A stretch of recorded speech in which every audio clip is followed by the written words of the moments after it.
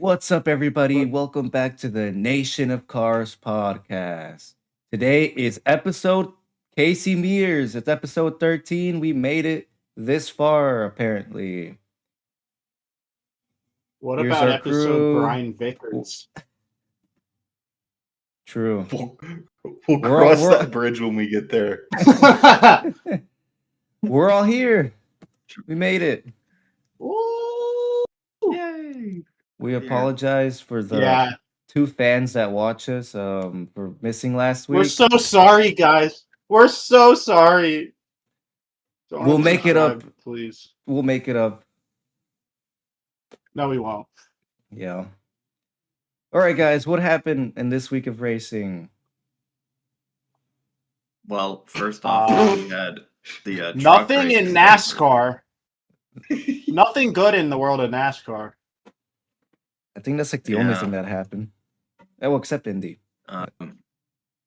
There are other things. I feel like 90% of this episode is going to be news. Yeah, it is. Pretty much. The news. Anyways, this truck race at Dover was it happened. Kyle Busch won, and that's all I remember at this point. Actually, no, that's not all I remember. The broadcast was just continuously talking about Clint Boyer and how he was racing the truck. Like, win my money, Clint Boyer. Win my money, win my money. Yeah, and he sucked. Quit pick 5. Like they were just laughing at him the whole time. Like, pretty sure he DNF'd, right? Like, yeah. I was hanging out at my friend's house, so I was keeping up with the race, but I was like muted on my phone, and every time I checked, I'd always see that 25 truck, and I knew they were just, glazing Clint Boyer near the front. Like I was so locked out of watching that race. I love a broadcast that likes to not always take itself seriously, but Fox is they should have banjo music. There need to be moments going on the whole time. There need to be moments where you don't need to take yourself seriously. Fox doesn't have moments where they do take themselves serious. It's like the whole thing is a joke. It's like, oh, let's show off Clint Boyer. It's like nobody cares. Can we talk about the race? Can we talk about the people who are battling? Anything? No, not shut Clint up. Boyer? That's good. No. I really hope Steve O'Donnell, and we mentioned this a couple weeks ago, I really hope Steve O'Donnell goes after Fox, because it doesn't matter how good we make this car, we are never going to grow if this is the product we put out there. They are not. But we also don't have to deal with them for the rest of the year. Yay! Only we do have to deal with truck series. Races. But no more Cup. We got Prime, baby. We got Prime. Oh man. Well, from the truck, we got Prime for 5 weeks. We got Prime, then we got TNT. So just like worse Prime, but that's still Prime. Better than Fox. And then we got NBC, which has been falling off a bit, but they're not Fox. The Fox era is over. So Fox era humiliation is over for the year. And then we're back at Daytona. Yeah. Back with Fox. Put my money. Okay. Well, other than that, I think I'm going to rate this race a 1 out of 10. It was absolutely awful. I didn't stay engaged at any point in time in this race. Like 1 out of 10? I didn't. I couldn't follow along because there was nothing to follow along to. Like I was sitting there trying to pay attention, and every single time I'd look up, there'd be Clint Boyer or Kyle Busch running by himself. Like they didn't show anything, and I don't think there was anything to show even with that. So you can say what you want, but I'm giving this a 1 out of 10. This race sucked. Oh man, no, it's like a 5 out of 10 because it's. I caught the highlights. This looked like the NASCAR race. It was one of them, and it did happen. Yeah, I can't rate it because I didn't watch it. There were but trucks. Just from what I saw in the highlights, it looked like a 4 out of 10. Like, I just didn't get any enjoyment whatsoever out of this race. Like, nothing was entertaining to me because, Well, I don't know. The other car who had a chance was Chastain. He was pretty good. Hocevar could have been good if his issues weren't dreading him the entire race. Well, but Chastain had like a different fuel strategy that wasn't even allowing him to compete. He just led a bunch of laps because Kyle Busch was saving fuel behind him. Like, there's literally nothing that happened. That's what I'm saying. Yeah, it was just Busch winning all the stages. It's a 4 out of 10 for me. Yeah, whatever. So that's 4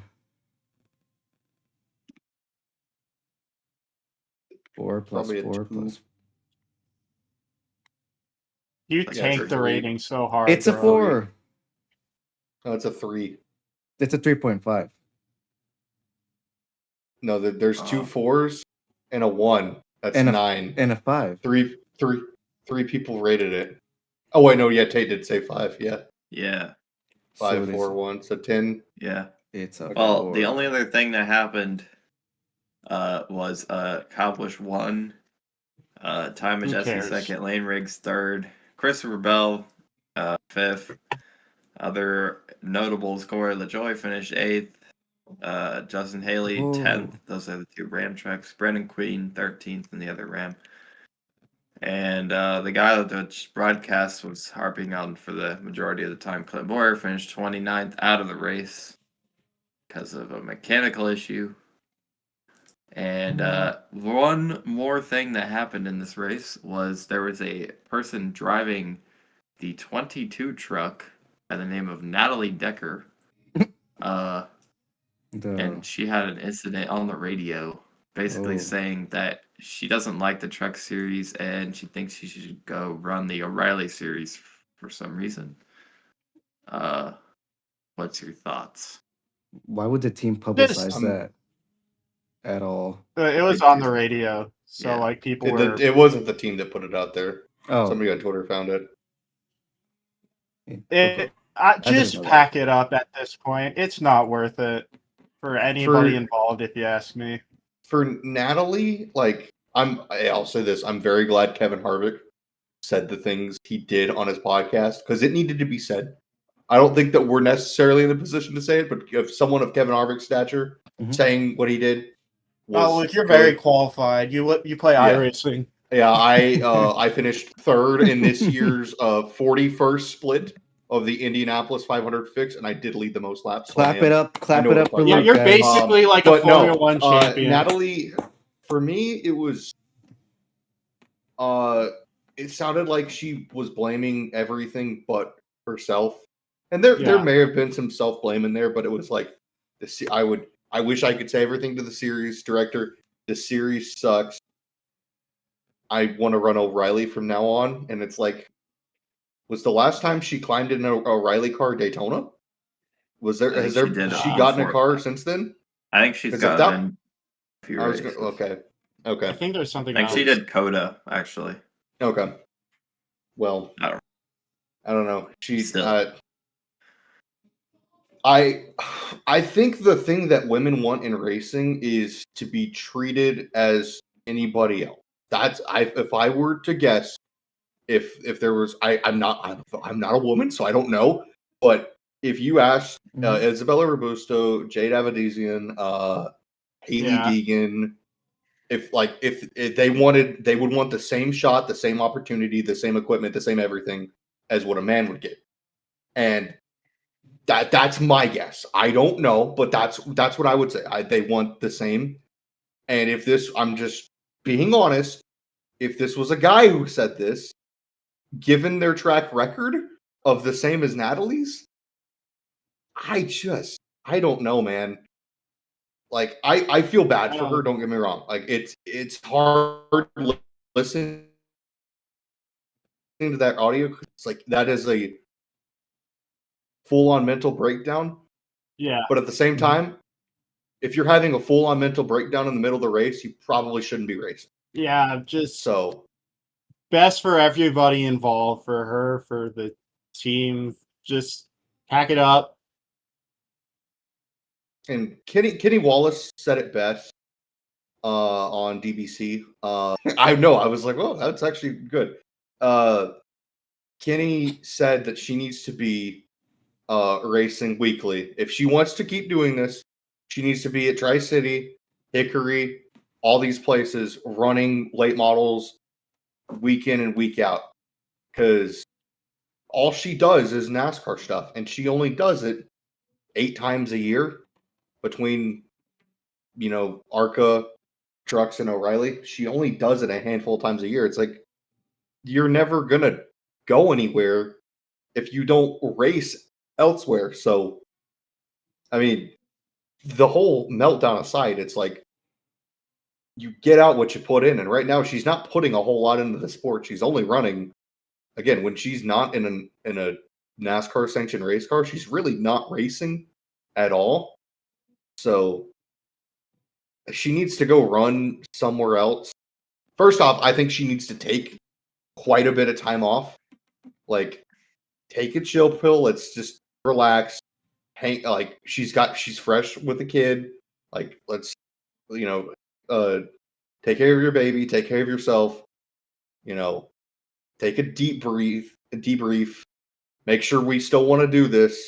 Come back in a couple months, and I would run as much locally sanctioned races, try and get some practice in as possible.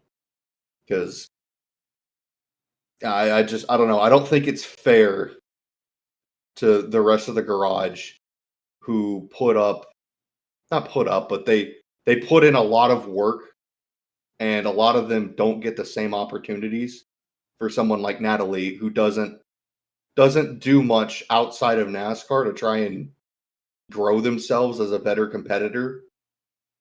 So I hope everything gets better with her, because you never want to see that from anybody, racing or not. That's hard to listen to, but as far as the racing side of it goes, it is a business, and that's not something I would want. I don't think I'd want that around. That doesn't sound great, but I'm trying to put into words how I would say it. Like,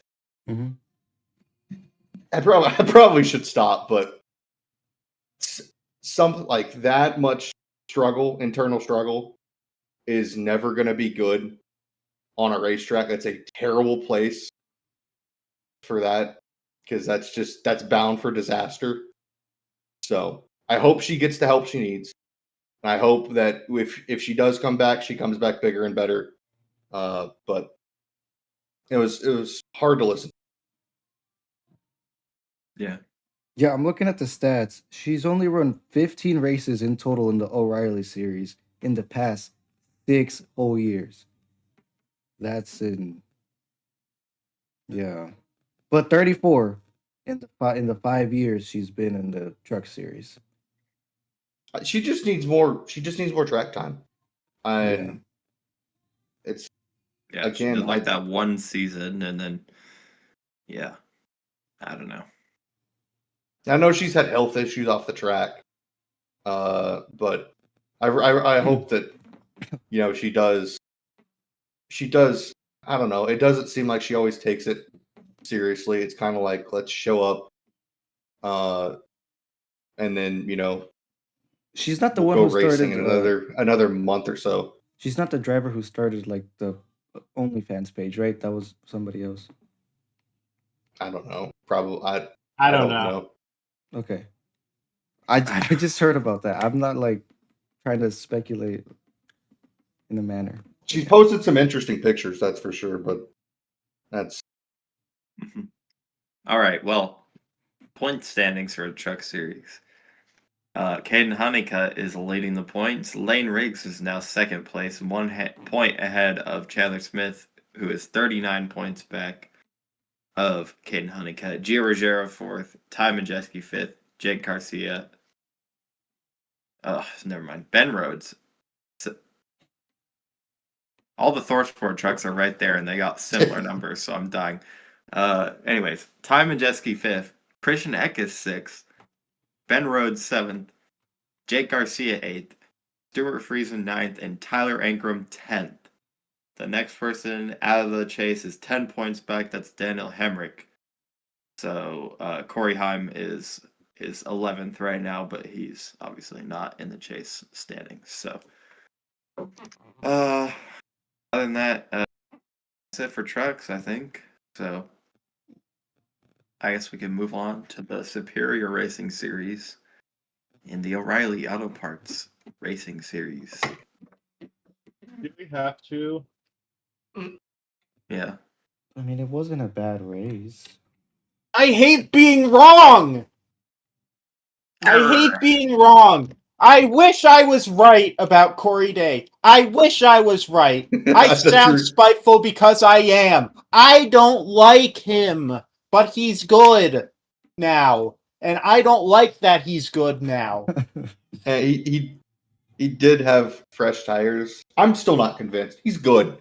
He's good, don't get me wrong, but I mean, if we should take anything from Connor Zilich, Cole Custer, John Hunter Nemechek, there is a big difference between O'Reilly competition and Cup competition.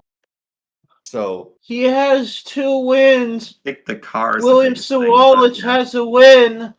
Yeah, he's where also Carson Kvapil even got 1. Yeah. Well, what about people like Bell? Christopher Bell had like. It took Bell It took him a year in JDR equipment. Well, no, he was with Levine. True. People who haven't been in the car since the start of it have taken a lot more time to develop. I'm just saying, even Ty Gibbs, who got half a year, it took him 4 years to win a race. So, well, I'll as say long as the cars are as different as they are right now, we're never gonna get someone, because each race is like Shane Van Gisbergen said it best. He's like, the O'Reilly car compares nothing to the Cup car. Like, thanks NASCAR, thanks. Thanks, NASCAR. Thanks a lot. Like Christopher Bell and Tyler Reddick both, when they came in the Cup Series, they both had, races where they were pretty good. Mm-hmm. They just, I think Tyler Reddick finished like 15th once at Kansas in his rookie season. Christopher Bell, he was in the Levine family racing car, and he had that. Did he finish like top 5 at Texas? Yeah, he finished 3rd, I'm pretty sure.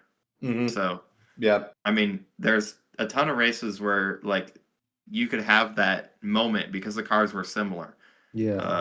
I forgot they joined. They joined pre, right? Pre next gen. Mm-hmm.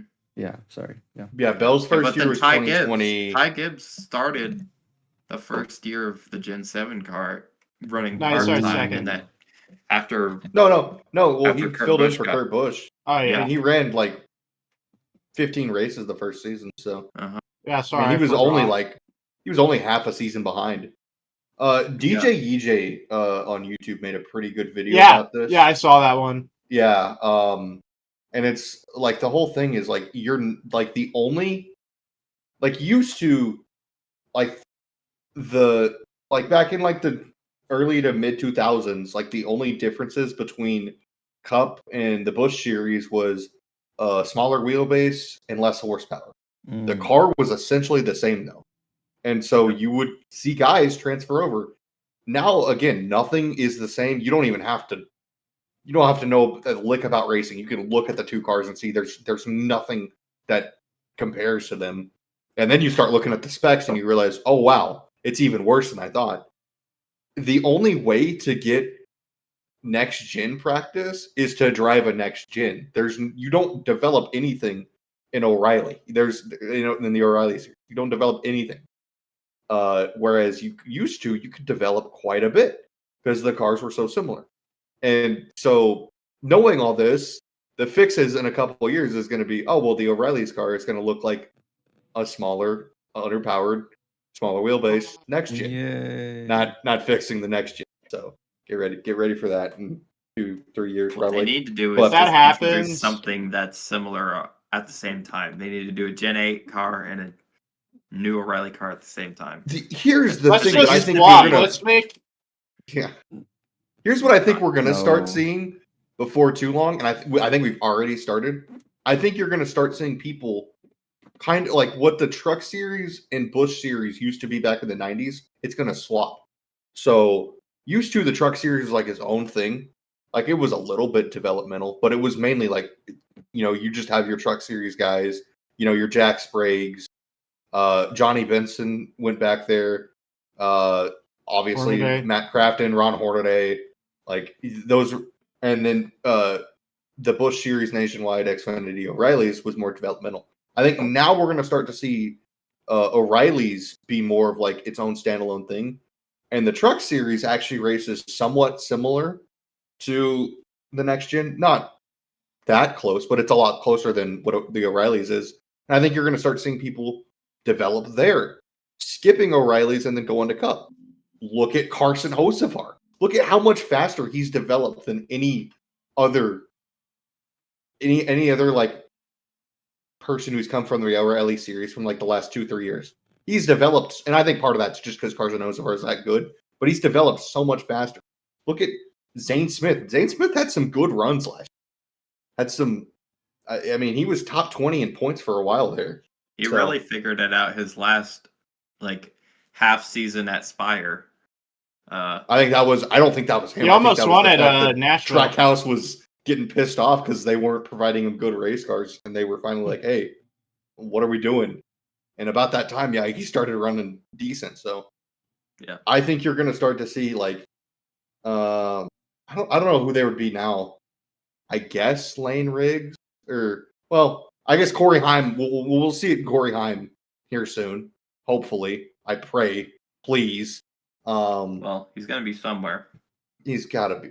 I mean, to the 84 car, baby. Surely he's in the 35 next year. Surely. Yeah. No, he's going to the 84. I think the fact that they dropped Monster pretty much all but confirmed that one. But, I mean, I'm trying to think of who else. Like right now, the Truck Series does not look that impressive to me. I'm trying to think. I mean, I guess Lane Riggs and maybe Honeycutt, but Honeycutt still needs a lot more time to develop. I mean, like if we look at the front runners, it was like Busch, Hocevar, Chastain, Bell. Yeah. So the Truck Series is in a weird spot right now. Yeah.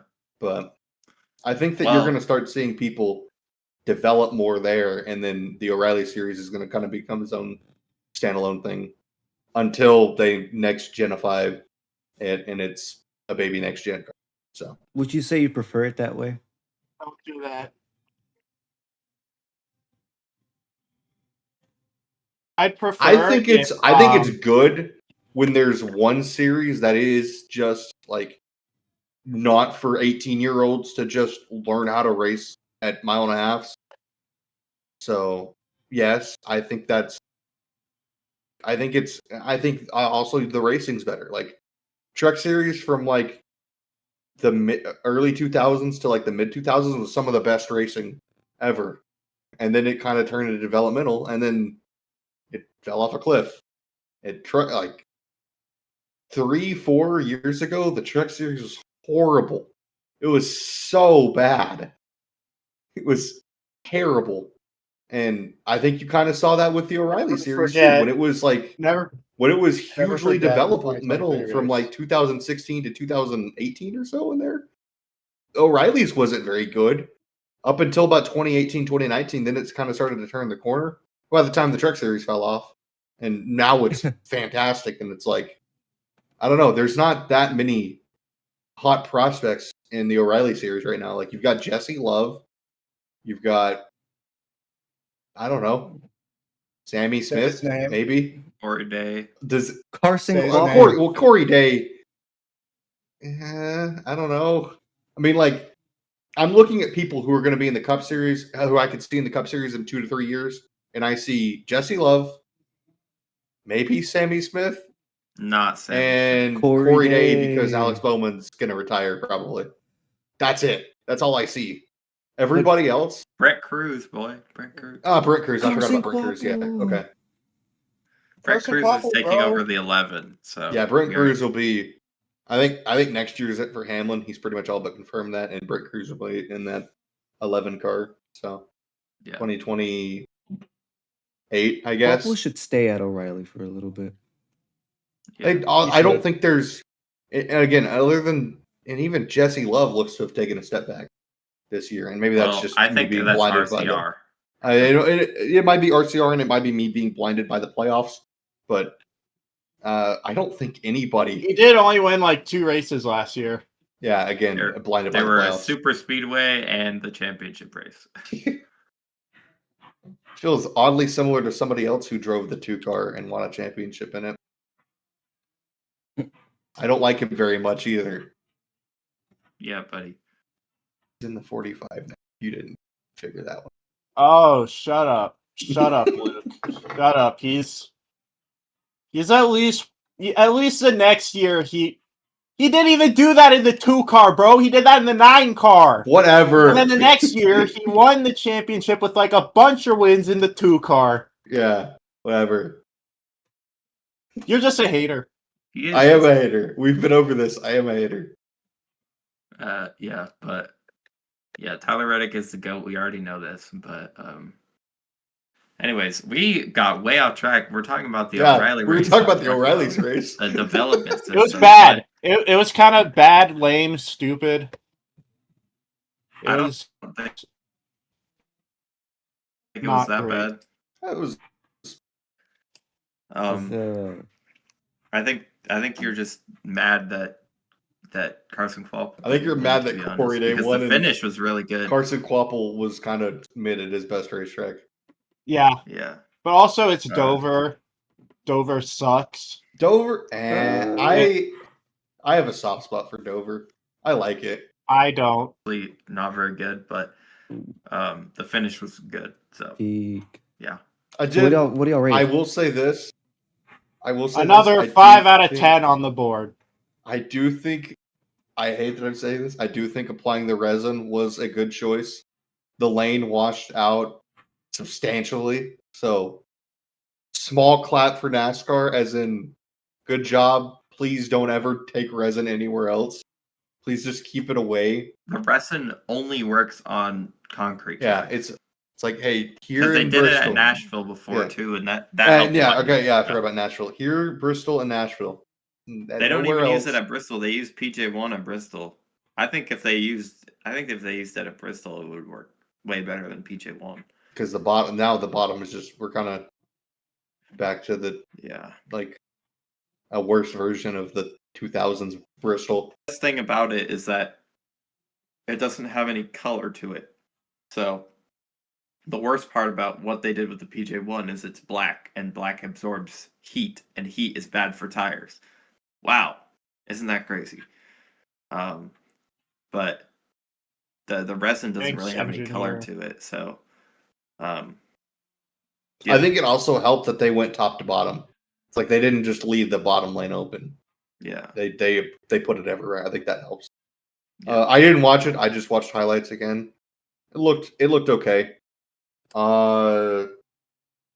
Bit of 3 because the first half of the race that's crazy, absolutely nothing, and then the second half was okay. It just had a good finish. That's the only thing that happened in this race is it had a good finish. I actually don't remember. I give it a 5 too. Yeah, because I the way I see it, everything under 5 is just bad, like very bad.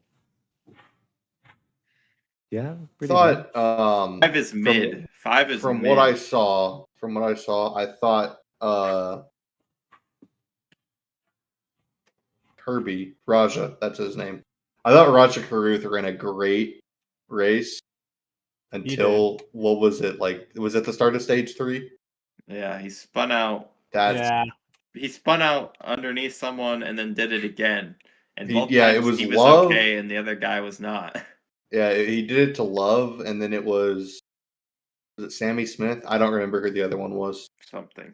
But Love was the big one, and it's kind of like, I They mean, got into it at Martinsville. he's like a, it's like a, I don't even know how to describe him, but it keeps reminding me of like how Ross Chastain kept getting into Denny Hamlin. It's like he's not doing it on purpose, but it's like he keeps They're just hitting always the racing same each other. guy over and over again, and it's not on purpose. These are genuine mistakes, like Chastain's was, and he's so close. He's so close to finding it. I feel like, is he in the 88 this week, or do we have another injured car in the 88? I think he's in the 88. Yeah, this Carson could be the Quapple's week. not. Quapple's out of the 1. Quapple's in the 91. Okay, so this could be he's the not week. winning. I feel like Carruth is so close to finding it. I think once he wins, the floodgates are gonna open. Yeah, I think It's gonna be like Silage, where he just popped off because those exactly. cars never missed. Yeah, he injured his back, and that released the demon. The demon was in his spine, and that crash it just needs to be freed. The demon was. I feel like he's code. like just right there on the cusp of doing it. But I don't know. I don't know what his schedule looks like. I hope when he does get a win, because I don't think there's a question. I think he wins a race this year. I hope that when he's gonna be in the 88 during the play or chase. Yeah, no, is it the whole playoffs or the whole chase? The Cup drivers can't run in the O'Reilly. That's a good point. That's a good point.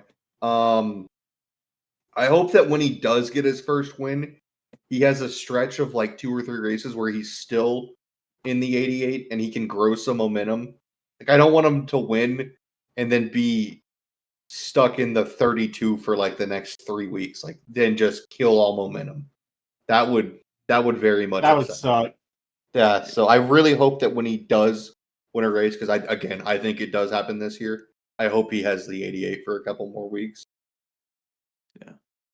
Well, speaking of the finishing results, Corey Day wins with his 7 laps to go pass on Justin Allgaier around 17, the top. Man. The wrong 17 keeps winning. I thought that was really fun to watch him hit the high line. It looked like Kyle Larson, but instead of crashing, he actually didn't crash. Anyways, Justin Allgaier second. He absolutely is killing everyone. He's almost got a 200-point lead on second. Sam Mayer looked. This is one of his best races of the year so far. He looked really good and finished third. So finally, William Sawalich got the fastest lap and finished fourth. Really random William Sawalich success day again. Austin Hill finally showed up, finished fifth. Carson Quapple 7th. Other than that, I want to say, Ross Chastain, he got a speeding penalty or something because he was up there and then he got hit back. Oh no, wait, wasn't that one of the guys that Raja hit? I forgot. I don't know. What did happen to Chastain? Yeah. Something I thought it was a tire issue. I could have been wrong. He led like the first stage or two, and then something happened. And then Raja finished 14th. I do want to shout out Brett Cruz because he was running up inside the top 15 after he got walled by Ryan Sieg on like lap 5. He had like no side force, and somehow he was still running really good, but he finished 22nd after it was all said and done. So, yeah. Parker Retzlaff finishes last from that crash that he was involved in. Not good for him. Another fine piece of driving from Jeb Burton. Yeah. Jeb Burton is always. Yeah. Oh, I don't even know what happened because they were blaming it on the 45 for some reason. But it looked to me that Retzlaff, or no, who was it? Who was it that was behind? Was it Retzlaff? was Retzloff that was behind Jeb, right? It was, I think it was Jeb hit the brakes for a car that was on the apron, essentially, and then the 45, and then Retzloff checked up, and then the 45 ran It was back for the both Brent of them. Cruz hitting the wall, and he hit the brakes for some reason. Oh. Yeah. Jeb. Yeah. I think it was Jeb who hit the brakes on the middle of the straightaway, and it's like, that typically doesn't go over well. Yeah, and they were both blaming the 45 for running to the back of both of them. Like, well, Jeb Burton blaming somebody else doesn't surprise me. That's I don't know. That's business. Jeb Burton. That's industry standard for him. I think Parker Retzloff was probably like, it's probably easier to blame the 45 than it is Jeb Burton. Which I don't see the logic in that. Well, point standings. Justin Allgaier, as we said, is 175 points up over Sheldon. Golly. Who is another 3 points ahead of Jesse Love. Corey Day moves up to 4th, 195 points back. Brandon Jones 5th. Sammy Smith 6th. Austin Hill 7th. Carson Kvapil 8th. Sam Mayer moves up 3 spots into 9th. Taylor Gray to 10th. Parker Retzloff down to 11th. And William Swalage now holds the final chase spot in 12th ahead of Brent Cruz, who fell out. And he is now 5 points out after his poor day from. Wait, where's Sheldon Creed again? Second. Where he always is. Bro needs to win more. Please. He's gonna stay second for a long time because unless he's gonna stay second until the chase starts, and depending on how well he does in the first race compared to Justin Allgaier. Well, the first race I'm pretty sure is Darlington, which is Sheldon Creed's playground. So he needs to win. Well, he's probably gonna stay. It's hard to call someplace a playground when the driver has one win. So but we'll see. He's been robbed 3 different times at that track. So trust me, I know the feeling. Buddy. I know the feeling too. Yeah, Tyler Reddick has been robbed so many times at Darlington. Oh, is that Corey LaJoy hat? It's heartbreaking. No, it's a RFK 99 hat. It's Corey LaJoy hat. They're very. It's a. Has Corey LaJoy run this number font? No. It's similar. I think. No, he hasn't run this number font. Let me search it up. He ran the Greg Biffle number font. Anyways, now we'll move on. Corey LaJoy. To the All-Star race. I thought the race was okay. I actually thought the race was pretty good. It's the Corey LaJoy font. He didn't run that number. He ran the Greg Biffle 99. I thought that was your phone case for a second. It's Corey.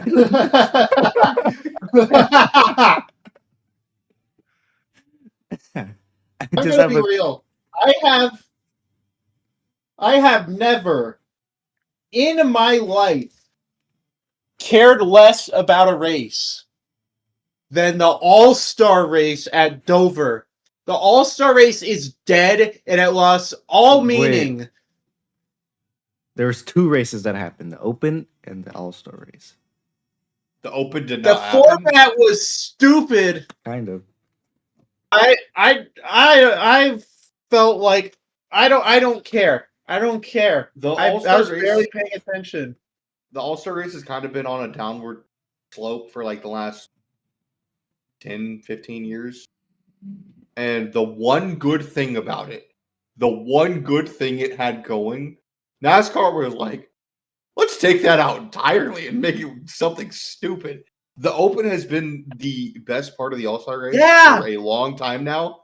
And NASCAR decided, what if we just have 150 lap race where everyone races?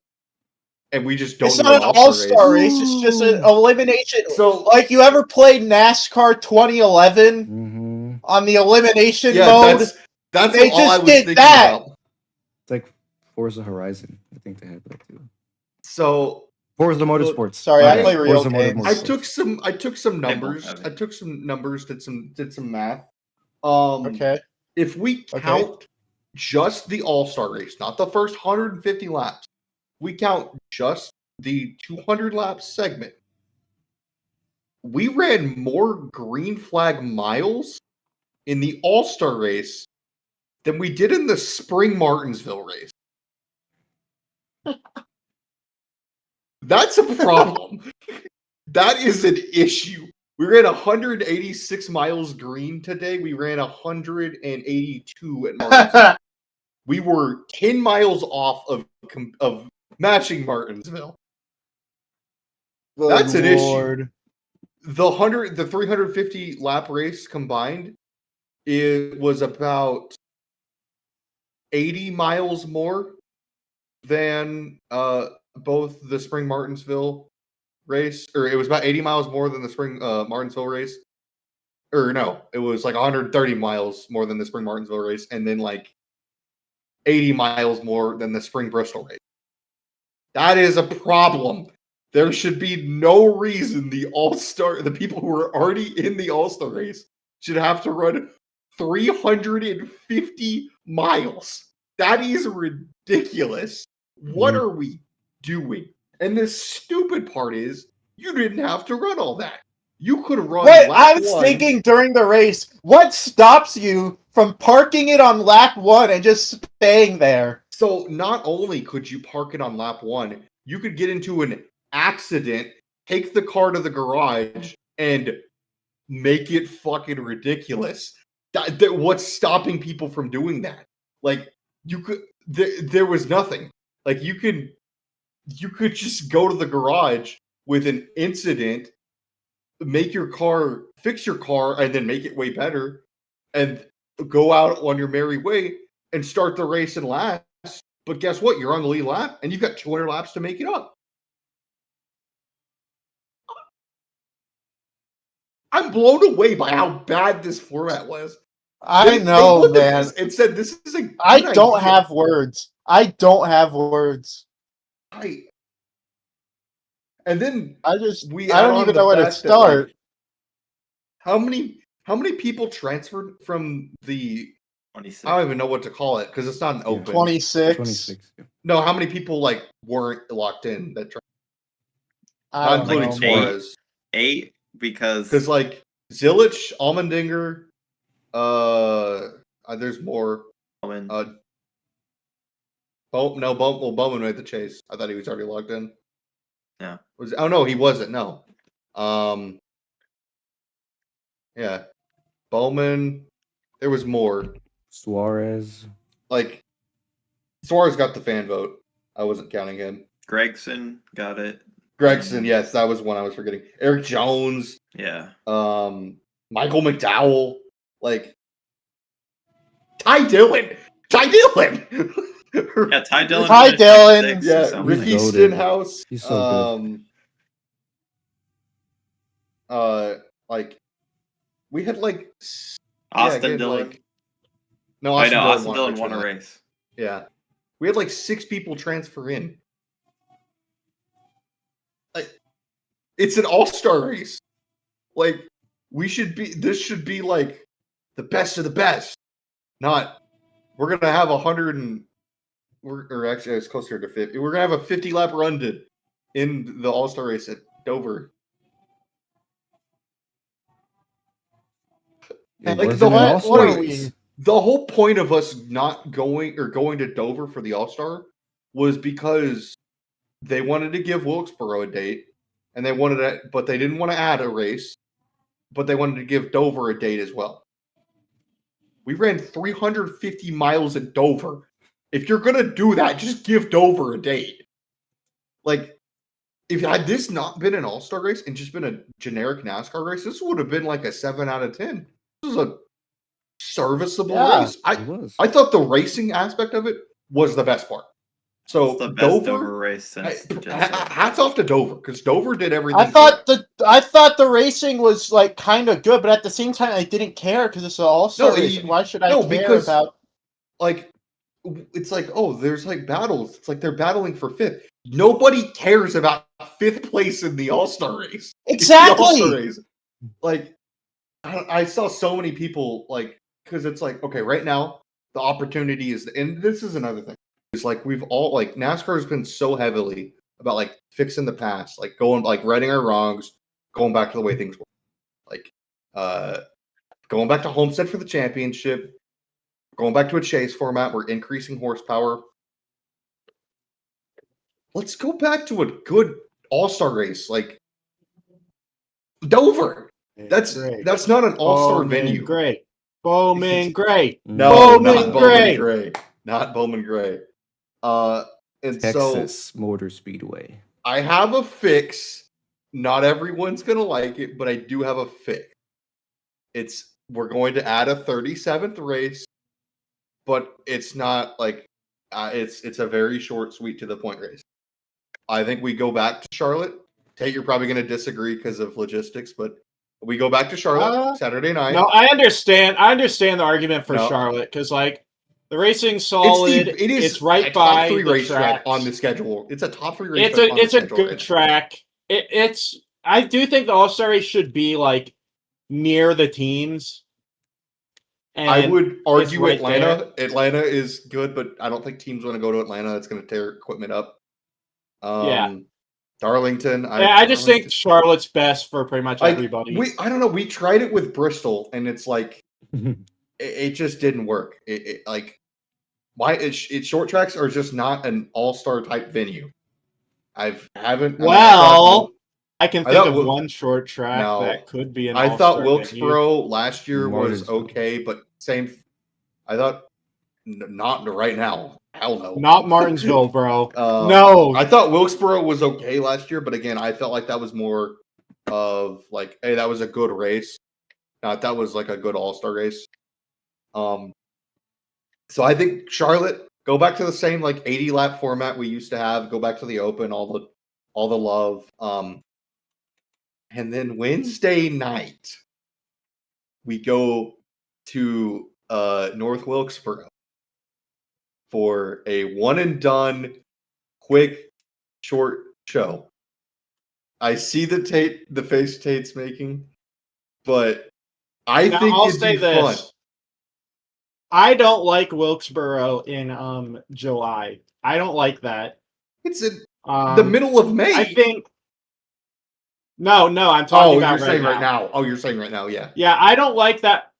I think Wilkesboro should replace either the first Darlington or the first Martinsville race.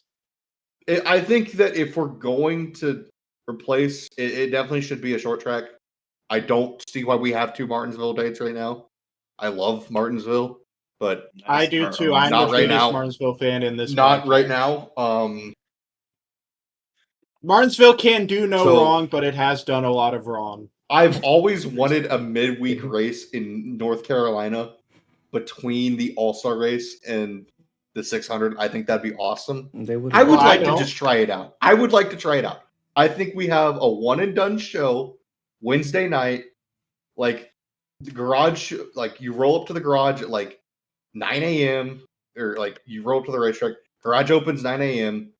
You get like an hour to work on the car, quick hot lap or a quick heat, hot laps, and then quali. So you get like a 10-minute warm up, then qualifying at like 10 in the morning. Once that's done, the teams have like 2-3 hours to work on the cars. Boom, garage closes. We go do maybe not 2 hours, maybe like you got like 30-45 minutes to adjust the cars. Then we do tech inspection. Then it's starting at like 3 o'clock. Heat 1, heat 2, take 10, maybe a 50 lap LCQ, 22, and then we run like a 200 lap feature. I think we have a competition caution lap 100. No, No competitive pit stops. I think this should be a throwback race. Caution.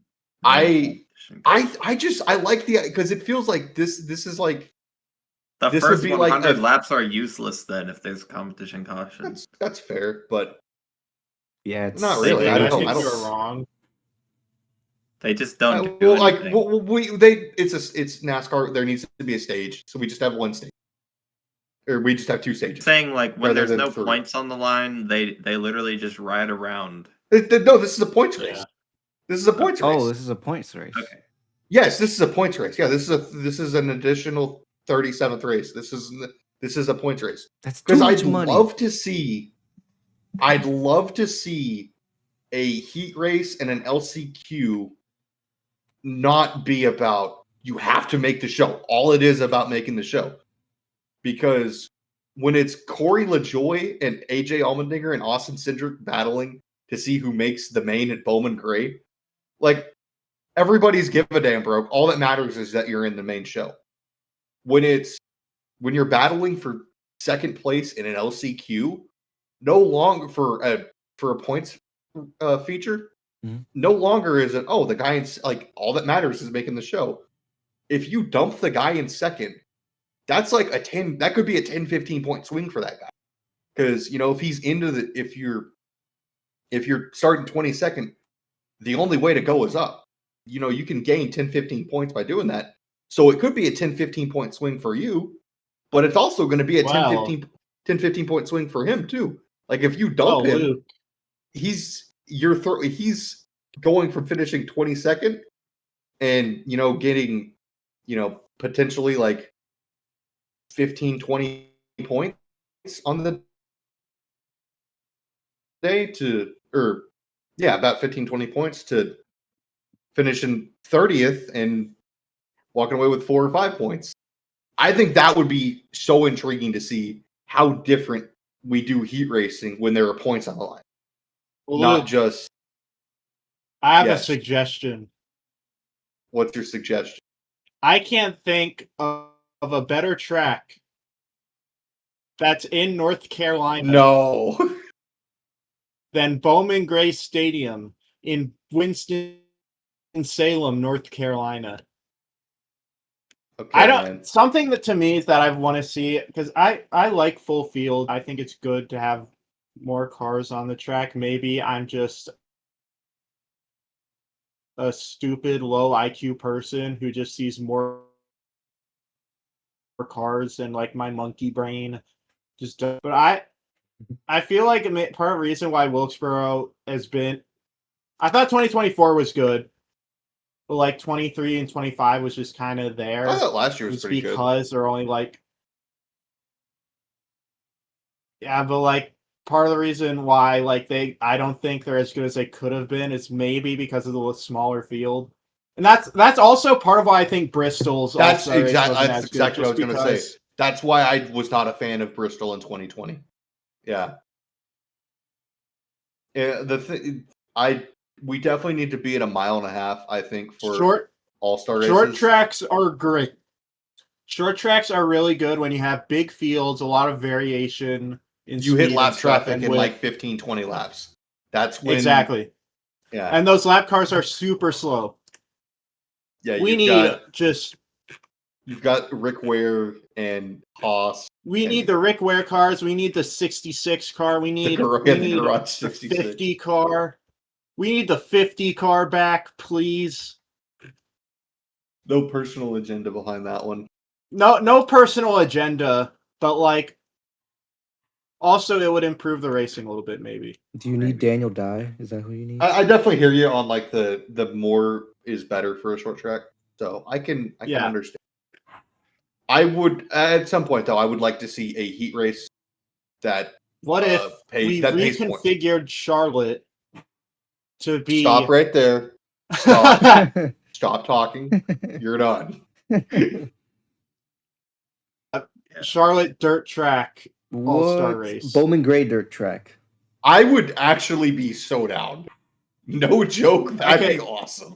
Have you seen? Remember, like the slap shoe schedule video? He was like, "Okay, Charlotte dirt track qualifying is done on the on the track strip." Yeah. Well, they have the backstretch dirt track, so why don't you just try there? Exactly. Yeah, but anyways, make a road course in Charlotte. That would be cool. That's a crazy idea. I like the idea here, but I just think it's going to be hard to pull that off considering SMI owns the All-Star race. Yeah. They just don't have a lot of tracks to work with. They don't have a lot. Again, that's why Charlotte. That's why, like, you give Dover a date. Yeah. And then. Yeah, I'm just saying here. You put this small spot for Wilkesboro. You have everyone's happy.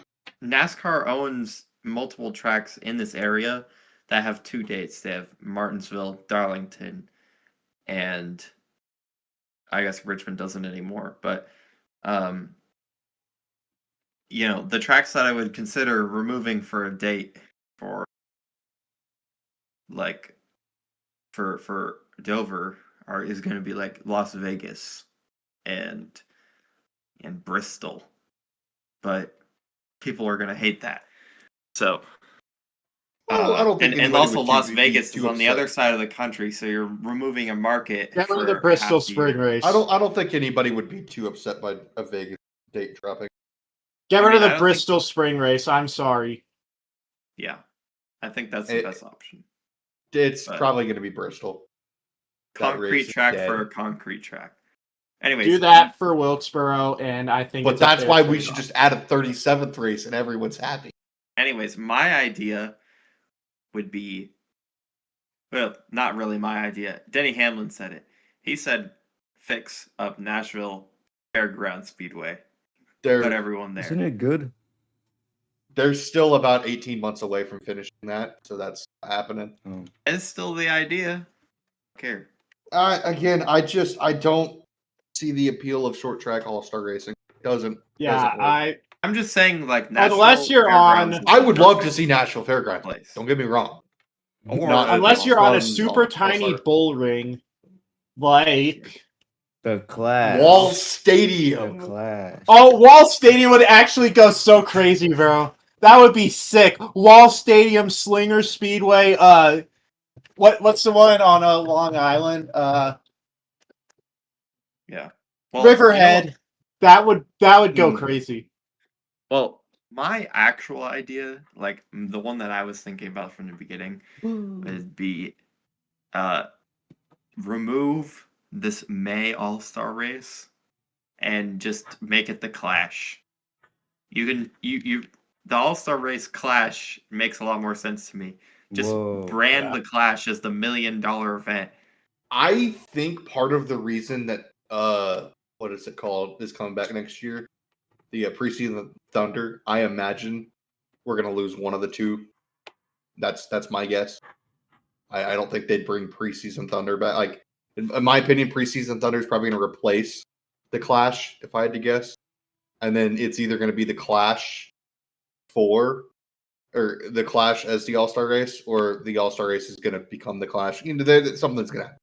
That's my guess of what happens. I'm just saying, like this week here in between Fox and Prime or whatever, I think it would make more sense to have a week off here, rather than, well, I guess we have Easter, which is not too far away, but we're changing the guards of broadcasters. That's why I think it should be. Well, first off, it should be a Saturday night. Let's get one thing straight. It needs to be Saturday night, and that gives them an extra day. I think that's part of the reason. I don't know. It just makes sense. Like this whole week leading up, like there's so much stuff going on in North Carolina. Again, I was talking to Tate about it earlier. Haas Factory Team, Thursday, May 21st, 2 to 3 o'clock. Free Arby's, bro. But no, there's so much happening in the North Carolina area. I think starting the week Mr. off, Beast is there. So true, Mr. Breast. I think starting the week off in Charlotte, under the lights, traditional All-Star race, with this car, how it drives at Charlotte at night, it's going to put on a show. It is going to put on a show. It would be generation. It's going to start the week off perfectly. Going to transition into a great week of festivities, into a great weekend of racing. It's the perfect way to do it. Yeah. It also would make the Indy 500 stuff a lot easier. Like, why are we doing the All-Star race the same day as Indy qualifying?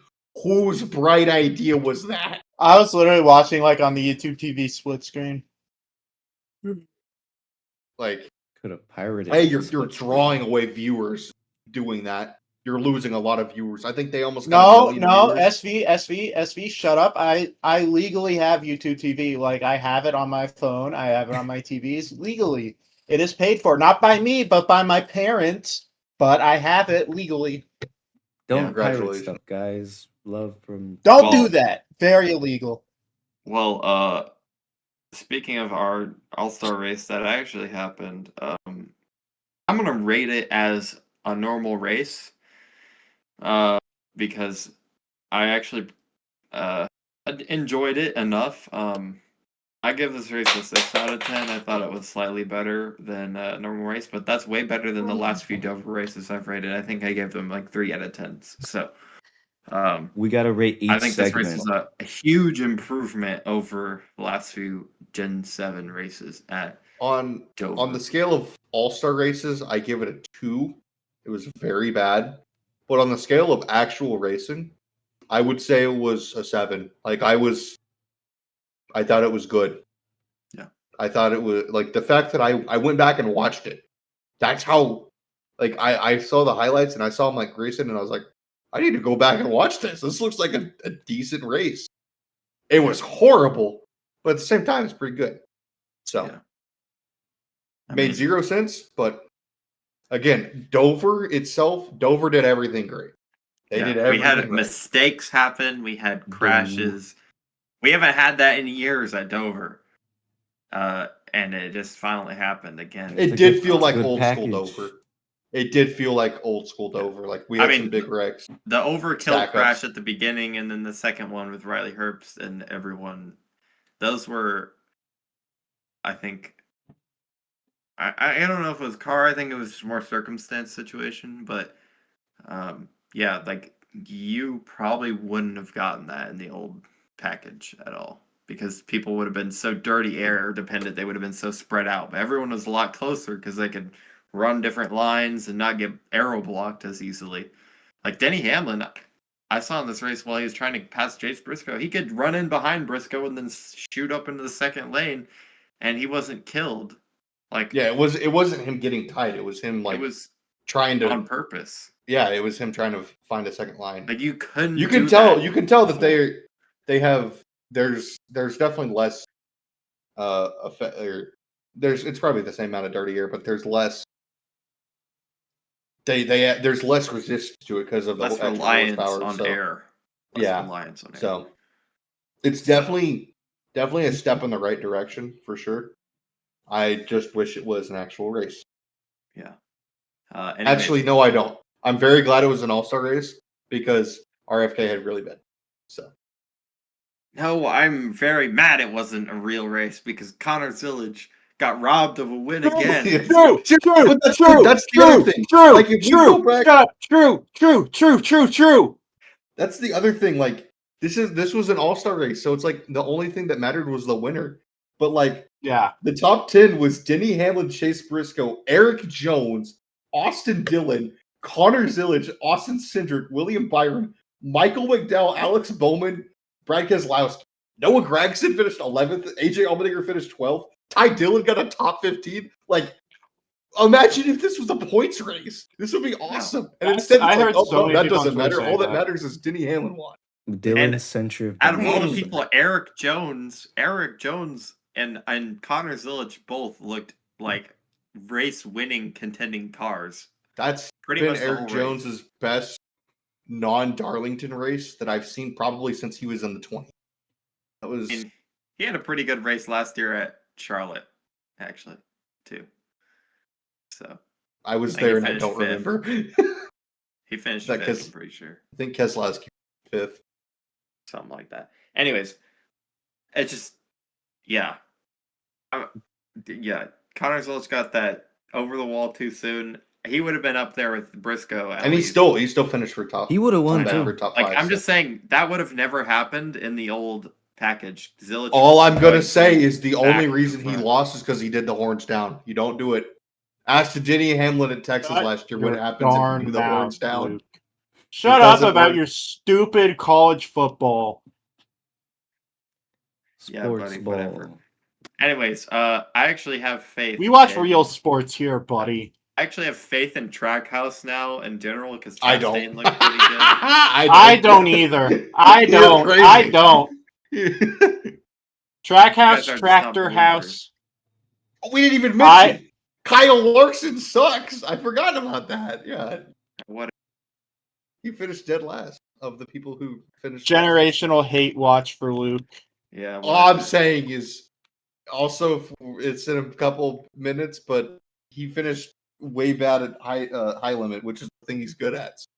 Yeah. We're watching the downfall of Kyle Larson play out live. I'm here. He didn't finish that bad in The that downfall race, of Kyle He Larson. finished like 13th. The dude he replaced in the 5 car finished like 9 spots better than he did. Okay. Well, all right, Luke. Maybe Trackhouse could do good next week. That's my take from that. If there's ever a place, the 600 is the race that they would do well. I hope they do. I don't have faith in them though. Connor Zillage 600 win. Chastain had top 10's pace at. If that happened, I'm not gonna finish that sentence. I'm not. Finish it. What's gonna happen? We'll see it on the ETAP Boy YouTube channel when it happens. We don't have any 4 years.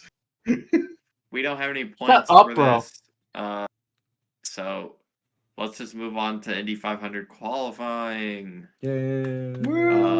I didn't watch it. I was asleep. Well, there wasn't really much to watch. Basically, Felix Rosenqvist dominated the first 2 areas of advancing, and then Alex Palou pulled a rabbit out of his hat, as he always does, and got the pole. So I saw that. Did you see the important thing on Twitter, though? I saw the most important Schumacher. thing. Mick Schumacher qualified. P10. He did it. He did it. Oh, I just meant the fact that he qualified. Woo! Great job, Mick Schumacher. You're the best driver ever, just like your dad. Where did Kyle Larson qualify? Yeah.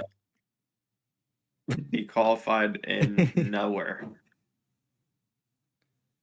Kyle Larson doing the double this year? No, he's not. He's not doing it. I want to ask a question later. I want to ask a question later about the double. We do have somebody running it. Do we want to do it now, or do we want to keep talking about qualifying? Well, we have Catherine Legg running double. Yeah, that's my point. He's saying like, who does better? Here's my question: who does better, Catherine Legg or Kyle Larson? Okay, Catherine Legg, I think, is going to do better because she'll be driving like the 78 car. She's not under the pressure that like Kyle Larson is under for Hendrick. I don't know how she'll do at Indy, but my prediction is that she will finish the 600. Just probably like 5 laps down or something. Yeah, but that's still going to be more than what Kyle Larson does. I think she'll finish good at Indy. She will do better than Larson. Yeah. So your starting lineup for the Indy 500 is Alex Palou first, Alexander Rossi tentatively P2, as he was involved in a pretty horrible crash on Monday during practice. If he can race, he starts P2 no matter what. There's no backup car penalties in IndyCar unless he switches the driver. So if he doesn't race, then it's probably going to be someone like Callum Ilott, who was supposed to race for Prema, but Prema is not here. Put Carson Hocevar in the car. Anyways, David Malukas got 3rd, Felix Rosenqvist 4th, Santino Ferrucci 5th, Pato 6th, Kevin Simpson 7th, Connor Daly 8th, Scott. Yeah, that's my guy. That's my goat. And I mean, some other people, yeah. The biggest 2 things that happened was Kyle Collette and Jack Harvey got disqualified after this. So they're not out of the race because there was no bump people, and they wouldn't have been anyways. But yeah, now they're starting last. We need a bump day. The no bump is just that was.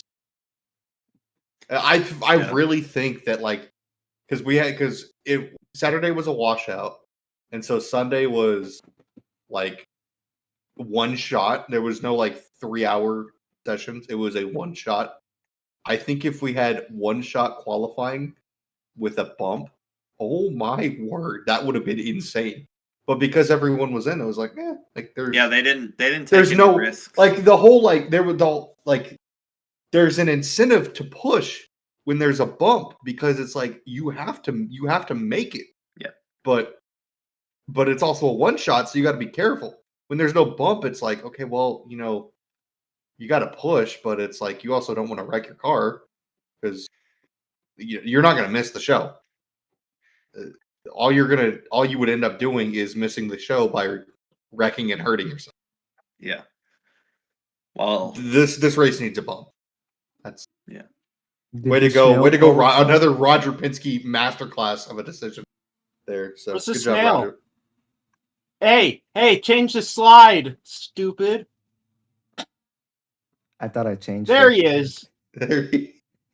Purple. There he is. He's right there. He's winning. That's the real number 5. That's the real number 5. Is he number 5? Pato? Yes, he is number 5. No, I was talking about Not Kyle Pato? Larson. I was talking about Kyle Larson. You hate Pato Award. I love Pato Award. I'm be honest, I don't care. I don't really care about IndyCar that much. I don't care about the personalities snail. other than my Pookie David Malukas. Other than that, I really don't. The snail's And better the than snail, David wow. Malukas. My Goat Turbo. That movie kind of sucked. Sorry. Hey, we don't speak. A real man doesn't speak ill of Turbo. That snail is fast. Sorry, that. Well, I think we should move on from that now to some other racing that happened. Arca Toledo. Guys, what happened this week? That I think Canada Series. Yeah. Oh yeah, Did there's a anyone watch NASCAR that? Kenny Series. No, but had I saw full that season Gary points. Clute. Gary Clute won, bro. Way to go, that? Gary. Is he a part of the He's team? a 59 car NASCAR Heat Evolution. Wait. Okay, I was wondering how you knew. I was wondering how you knew who that was. Wait, did y'all watch the NASCAR iRacing Coca-Cola stream? No. Oh. Yes. Did you actually? No. Oh. No. I don't watch it anymore. So What else? What else? Brazil series. Oh yeah, NASCAR Brazil. They have a weird playoff Anyone watch that? It's interesting. Well, it's not weird. I It's didn't cool. even bother. Arca Toledo actually happened, and Tristan McKee Oh yeah. nominated. Oh yeah. Arca sucks. Apparently Tristan McKee sounds like he's gonna be the next in line for a Spire seat, which I don't disagree with. He's looked really good in his few Arca starts. I think he does Cars Tour. Keith McGee. Too. Is he even 16 yet? I think he's still 15. Something like that. Pretty sure I saw him dump a guy at the Martinsville late model race. So I don't like him.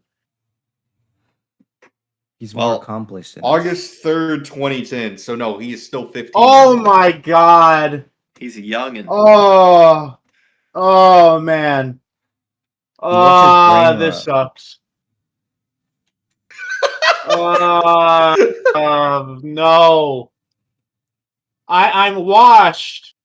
I'm washed. I'm in unk status. 6. Yeah.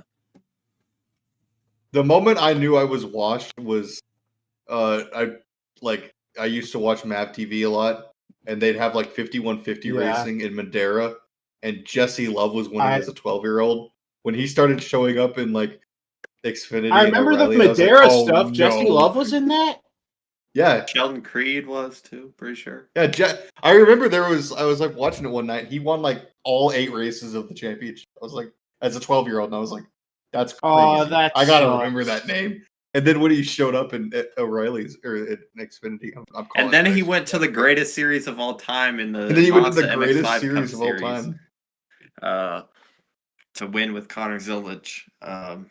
Yeah. For me, it was at Bowman Gray when I saw Riley Neal, who's like win at like 14. Well, you don't know Riley Neal because you don't know ball. Yeah, you have sure, no buddy. ball knowledge. Anyways, the Who other is major race that? that happened this weekend was the Nürburgring 24 Hours. Okay. Oh, Okay. yeah, that actually did happen. I got something to say. I got a bone to pick with the greedy, stupid people at Racer.com. Every year before this, the Nürburgring 24 Hours, you could just watch it on YouTube. Just watch it live. But you know what they did this year? Put it behind a paywall of like $30. So you could, all because Max Verstappen's in there. These F1 fans are making us, the normal motorsports fan, suffer. We are suffering for these people. I have a Mao Zedong quote on my phone. So you paid for it? I should pull it up. I have a quote from Mao Zedong that I should pull up on my phone from Chairman Mao. I did not pay for it. Hold up. Let me find it. No, I think I got it on Twitter. Basically, what happened in the race was here, just people raced. just Bro, read we're this. not reading that. I got you. I ain't read reading it. all that. I can't read it. Our No, enemies you don't have to are read all it. Just those pause. little... Just pause and all the people watching, just pause and read this. Okay. All right, what was inspiring? Mao Zedong he reference said in the there. Nation Where of is Car this at? Anyways, the Verstappen car had issues and they did not win, and the Adrian Mercedes won. I don't know who was driving it because the website I looked at didn't say who was driving it. So I went to the wrong they just channel. gave their last names. I'm like, who is that? So Tate, I went to the is wrong this? channel. I just see I show. Eyes. yeah.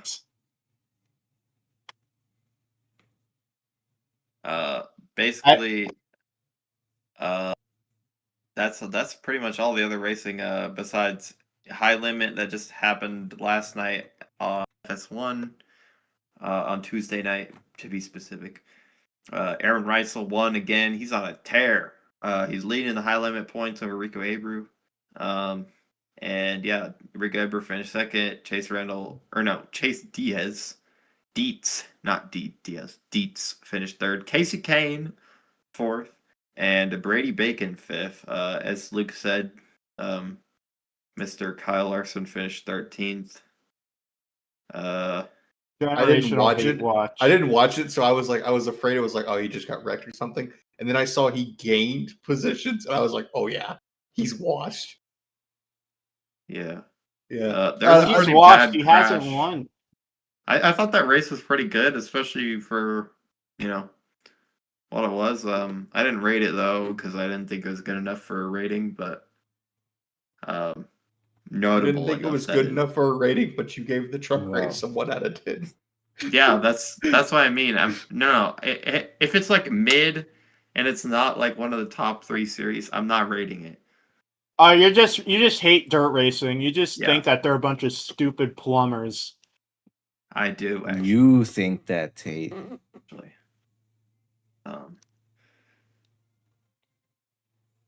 Well, what? So basically, that's all for other racing. So I think it's time for one of the largest news sections. There's a lot happening this season. Unless y'all want the iRacing standard. Yeah. Everyone decided to have news. Like Haas Factory 3 o'clock on Arby's. Thursday, May 21st. 3 Arby's, bro. They're giving and you away get to free see Arby's. you get to see the Cole Custer and Sam Mayer, and you get free Arby's. Do y'all You'd actually be like stupid Arby's? not y'all to actually go. like Arby's? Or are y'all brainwashed? It's okay. I like Arby's sauce. That's it. Arby's sauce and Arby's fries. Arby's is money laundering in plain public. Okay, buddy. Whatever. I didn't have. Done talking about Haas Factory Team and Arby's. Let's move on to the news. Arby's, we have the meat. Airbnb is getting into NASCAR realm with a deal with Speedway Motorsports having listings for some of their houses nearby to tracks. Whoa. Agreement includes Bristol, Martinsville, Darlington, Talladega, and North Wilkesboro. So they have some places maybe you want to. So you can stay sleep at inside of the track, their... like on the pavement, basically. Prices are definitely marked up. No, it's like Airbnb is like rental houses basically I know. for the weekend. I'm joking. Sorry. Okay, good. They definitely marked those prices up. The Watkins Glen race for NASCAR Cup Series averaged a 1.06 rating with 1.928 million viewers. They keep trying to say like, oh, it's not our fault. The ratings aren't really this bad, but like they're really bad. They are. The last year's Watkins Glen race, which was in like August or something, I don't remember. Was it against football? It is fallen. It wasn't against football yet. But it had 2.3 million viewers on USA Network. There's nothing on right now, and this race couldn't even break 2 million. That's sad. Anyways, we already said Catherine Legge is doing the double. She'll race with the AJ Foyt team in IndyCar and the BJ McLeod Live Fast team in Cup Series. The Indy 500, speaking of that race, is sold out in the grandstands. If you want to get tickets, you have to get the grass on the infield or the snake pit with Rob Gronkowski and Or whoever's in pay there. $500 for scalp tickets. Yes. You could get it with Gronk. We're doing that. Yes.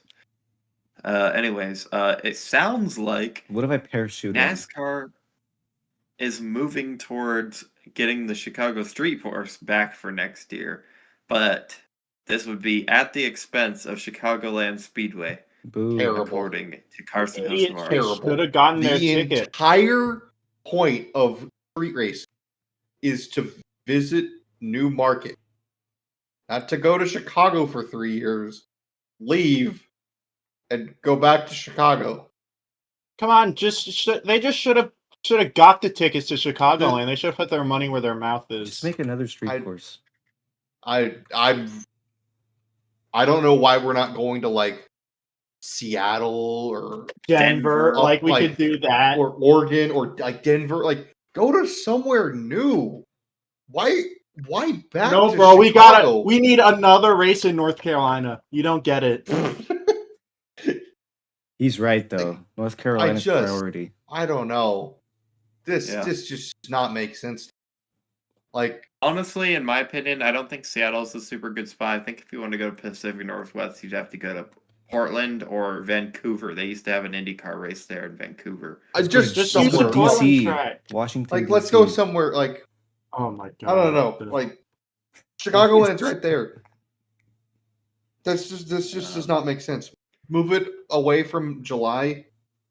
I guess I don't know. Like July 4th weekend doesn't seem like the perfect spot for a Chicagoland race, but I think July 4th is night race perfect. Wherever it is.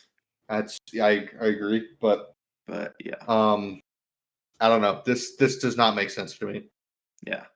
And speaking for things that also don't make sense, the Cup Series is down, but the O'Reilly Series is up in viewership still. No, that makes perfect sense. That actually they have a good coverage and good racing. It makes perfect sense. Up 10% versus the Watkins Glen race last year from a little under 1 million to 1.013 million. And the truck race was 329,000. I understand why they don't want to advertise these numbers. And the ARCA race was 56,000.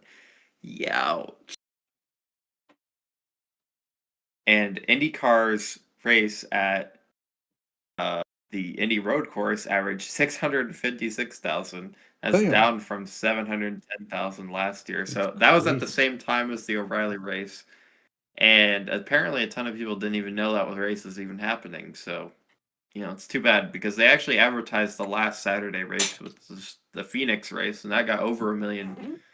I think I got 1.2 million viewers or something like that. It's also on an oval, though. I mean, that's always going to draw more eyes. I'm just saying, like, they didn't advertise this race at all. Like, a ton of IndyCar fans didn't even know it was happening. So, you just need to advertise races. It's as simple as that. Pocono Raceway is sold out of its entire camping inventory. Damn. All 3,300 spots, which is a lot less than I thought it would be for that track, but who cares? Because I'm pretty sure Texas has 1,000 spots in the infield alone, then they have 6,000 spots outside the track. But yeah, I don't know. I would have thought Pocono, being a 2.5-mile track, had more spots than 3,300, but oh well. Parker Kligerman is going to be back in the 25 truck at Michigan. Speaking of Michigan, well, I guess not Michigan, but fun, I guess. And AM Racing has notified that they are shutting down. So there's no more Ford teams ever. Yeah. Well, except for Ryan Sieg, except they actually lied. Yeah. Ford. Yeah. Humiliation. Yeah. Love to see it. Love to see it. A little bit more NASCAR news before we get to entry lists. Casey Klein is racing in the 27 Rackley Ward truck at North Wilkesboro Speedway. I think he's a Cars Tour driver. I think you said Casey Kane wrong. Klein. Casey Klein. Yes, Casey Kane. The number is 27. You add the digits together, it's 9. Subtract the digits, it's 5. It's Casey Kane. Rolling. Okay, bro. Keep rolling. Anyways, Chase Elliott is racing the ASA race at Hickory The on True Thursday. 9 car. Thought that was on Flow Racing, but I guess it's on something else. Okay. And Caitlin Clark is the Grand Marshal for the Indy 500 this weekend. Who is this? Cool. Yeah. And Jamie McMurray will make his smart modified debut at some track. Jamie McMurray racing again is not on my bingo card this year, but he's doing that race at San Diego in the Truck Series, and I guess now he's doing smart modified. He's also got a son that's racing, so put him in the Cup Series. We'll see. The All-Star race this week averaged 1.8 million viewers, down from 1.9 last year at North Wilkesboro. Youch! But that's at the same time as the Indy 500 qualifying, which is up from last year, from 900. That also to last year was also a night race. It was prime time. So Sunday night race, I think. Prime time. And now to more NASCAR news. The prime people that are doing the post and pre-race stuff is Daniel Trotta again, Corey LaJoie as the analyst, and we'll have a rotating cast of people, including Carl Edwards at Charlotte, Mark Martin at Nashville, Martin Truex Jr. at Michigan, Brad Keselowski at Pocono, and Jeff Gordon for pre-race at San Diego. So, oh my God, everything except Corey LaJoie.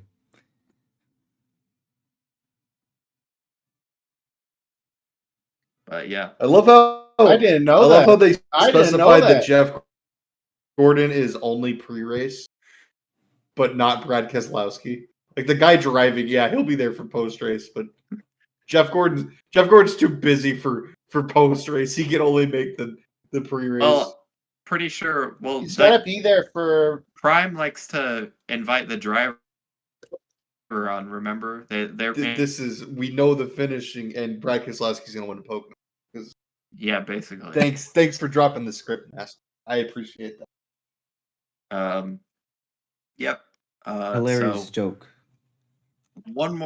A few more NASCAR things. TNT is having Marty Smith, former NASCAR ESPN journalist, to do the NASCAR studio show for TNT on NASCAR. I think that's a good move. He's been awesome. I'm so glad he's back. Yeah, he's been needed in NASCAR for a while to actually be in the swing of things. But yeah, quick little Luke lore drop. Don't ask me about it because I'm not going into detail. But Marty Smith interviewed me at Bristol in 2020. Lost media right there. Anyways, continue. I want to ask questions. One more thing for NASCAR that's kind of weird. I have a question, Luke. What? What? Is this lost media in the room with us right now? Okay, I actually will go into depth of it because it's funny. Oh, So it's gonna be quick. So yeah, he started interviewing me because it was the All-Star race. It was the first race back from the pandemic, and so he asked he was just kind of asking fans like what's your thoughts on it, because it was the first anything back from the pandemic. And he asked me, and I guess my first, I don't remember what I said, but I guess my first answer was so good. He asked me a second question, and then his cameraman had low blood sugar, and so they had to cut it short. Unfortunate. Maybe they just didn't like you. They don't like you. Want to take you down. He faked his low blood sugar because they're like, this guy is explaining this way too much. You bombed it. You bombed it, bro. What did you say? He was yapping for 30 minutes. This was almost 6 years ago. I do not remember. You must have said the worst thing ever. You're like, I love this race. Speaking of interviews, Bussin with the boys is officially partnering with NASCAR to bring you Racing with the Boys. It's a new. They're just making things. This is an industry plant. This is Hawk Tula. This is an industry plant. We're back to ice. It's a new show featuring people who make NASCAR what it is. New episodes every Thursday, starting May 28th. Don't miss it. Millennial Slop. I think if I'm gonna miss it. Yeah, be good, I was saying this not earlier. Gonna be done properly. This is if there was ever a thing called Millennial Slop. This just judging from the 2.5 minute preview they've got. I know nothing about these people. Just judging from that 2.5 minutes, this is Millennial Slop in its finest. It's just dudes like people who are in their late 30s, early 40s, acting like they're still college pros. They're let's drink some beers, let's watch some NASCAR. We're gonna push each other and fake fight, and we're gonna say quirky things for the camera. Yeah, they're the boys. Probably get Noah Gregson on every week or something. Hey, you watch your mouth about Noah Gregson. That dude's actually okay. That dude's actually cool. Noah Gregson would totally. That is very Noah Gregson. It actually is kind of I don't know. It's like if Noah Gregson was given the Fox Sports script that Clint Boyer's been given. That's. Yeah, I remember when NASCAR made streamers instead of game. Noah Gregson being himself, it's Fox is hey, be this person like you, but it's not as, and it's more. That's how I see it. Well, some F1 news that I glossed over, and now we'll get to. Oh no. Esteban Ocon might leave Haas mid-season. Who takes over? He's falling out with the team principal right now. So you know who takes over? I don't. I forgot his name. What's his name? Nikita Mazepin? No, he's going to Cadillac, but he goes to Haas instead. Oh! The big chungus guy. Colton Herta. What? Colton Herta, thank you. Oh. Imagine it'd be scenes. Who'd you think I was saying? Who'd you think I was saying, Tate? No. Keep your peace. Keep your peace. The NASCAR. I thought you were gonna say Mick Schumacher.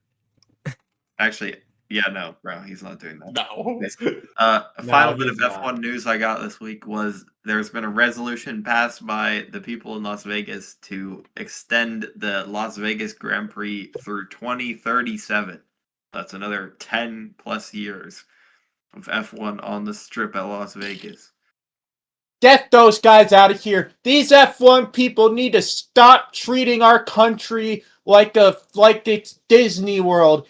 Stop. But they're rich. Las Vegas is not fake, bro. I hate these rich people. I will pull up the quote once again. Oh my god. What is the quote? Bro, Las Vegas is not real. It's okay. Las Vegas is just a show. I am actually out of all the racetracks that they want to do in North America, get rid of Miami, but I'm actually okay with Las Vegas because it fits I don't like so well. Vegas. I don't like what it represents. What does it represent? I don't either. Tell me what it it's represents. Cool. Capitalistic greed. It is. We should. It is what like Mao was all about. We need to do a great leap forward. We gotta get these farmers to make steel. We need the V8s back. We need bring back the It's V10s. not off the table. It's not off the table. F1. That is true about the V8s. So. I also hate the fact that the race starts at like 11 o'clock, even though because it's in. They want to get under the lights. You're in a I bad get it. time zone. Because you're in a bad time zone. True. Luke, in a better time zone. It's in November. It gets dark at like 6 o'clock. You're from. So if it's 6 o'clock over there, then it's like 8 o'clock here. That's fine. That's great. Start it then. The point is, but no, they just want to have this late because Europe is for the Europeans. For the Europeans, it's not for us. I really wish that it was. It's cool that it's at night, but I really wish it was. Like, I wish we made the Europeans suffer more to understand. They need to suffer. I don't go through it. I don't watch F1 races that much, but some people. I don't suffer that much because most of the races start at like 8 o'clock. Yeah, but I suffer whenever they go to Vegas. Anyways, the NASCAR 2027 Hall of Fame inductees are Kevin Harvick, Jeff Burton, and the Pioneer ballot is Larry Phillips. A ton of people were like, Greg Biffle has to be in. Greg Biffle. No, Jeff Burton was more better than Greg Biffle. And I'm one of those people. Biased. That's just recency bias. That's not recency. Like I don't know. Jeff Burton is called the mayor for a reason, buddy. Okay. The way I see it, last I checked, the mayor doesn't mean he's good at race car driving. What are you saying? He was good. He's done so much on and off the track at NASCAR. I don't know. I don't think he was. I mean, I don't even think he was more deserving than Neil Bonnet. Like. I would have gone like 2 or 3 people above Jeff Burton. I don't know. He's a Hall of Fame caliber driver, but I don't think he's. I don't know. Like it's more. It's not a discredit to Burton. He's good, but I don't know. I didn't feel like he was. I don't know. There's like. It's the reason there's he got nothing out there that just screams like, oh, that was like a Hall of Fame like. Thing that he did. I don't know. Listen, he led every lap at New Hampshire in 2000. He's been one that's of the because they biggest ran restrictor plates. He's been one of the biggest advocates for safety in NASCAR, and he's been one of the biggest advocates for drivers having voice in things. So I think that's a pretty big. For me, the way I see it, I think Jeff Burton and Greg Biffle are kind of pretty equal in terms of like their accomplishments and stuff. Yeah. Like I don't know. I see the truck championship and I see the O'Reilly's championship, and those are. I mean, you can look at Jeff Burton won 2 O'Reilly championships, though, right? He didn't win any. He doesn't have any championships. Oh. Yeah, no, he has no championships. He won a couple crown jewels, but also, I mean, that doesn't really matter. He has some crown jewel wins, but like Biffle has 2 Darlington wins, I think. They weren't Southern. I don't think either of them were Southern 500s, but they were 500 No, I think one of them was. One of them was? Okay. They were 500-mile Darlington because they had the Southern 500 in because they had it in May. Okay. So he won 500-mile races at Darlington. Just not all of them were the Southern 500s. So I don't know. I think that this one felt wrong to me. Again, Jeff Burton is fine. It's not necessarily a discredit to him, but I don't know. I thought. I mean, like, okay, he's got 2 more wins than Biffle. He also has like 100 more race starts. In O'Reilly's, he's got 7 more wins than Biffle. He's got like 100 more race starts there. And again, he doesn't have a championship like Biffle does. And Biffle, I think Burton's only done like 20 truck races, maybe, probably less than that. But Greg Biffle is one of 2 people on the planet to ever win more than 15 races in all 3 series. The only other person is, Kyle Busch.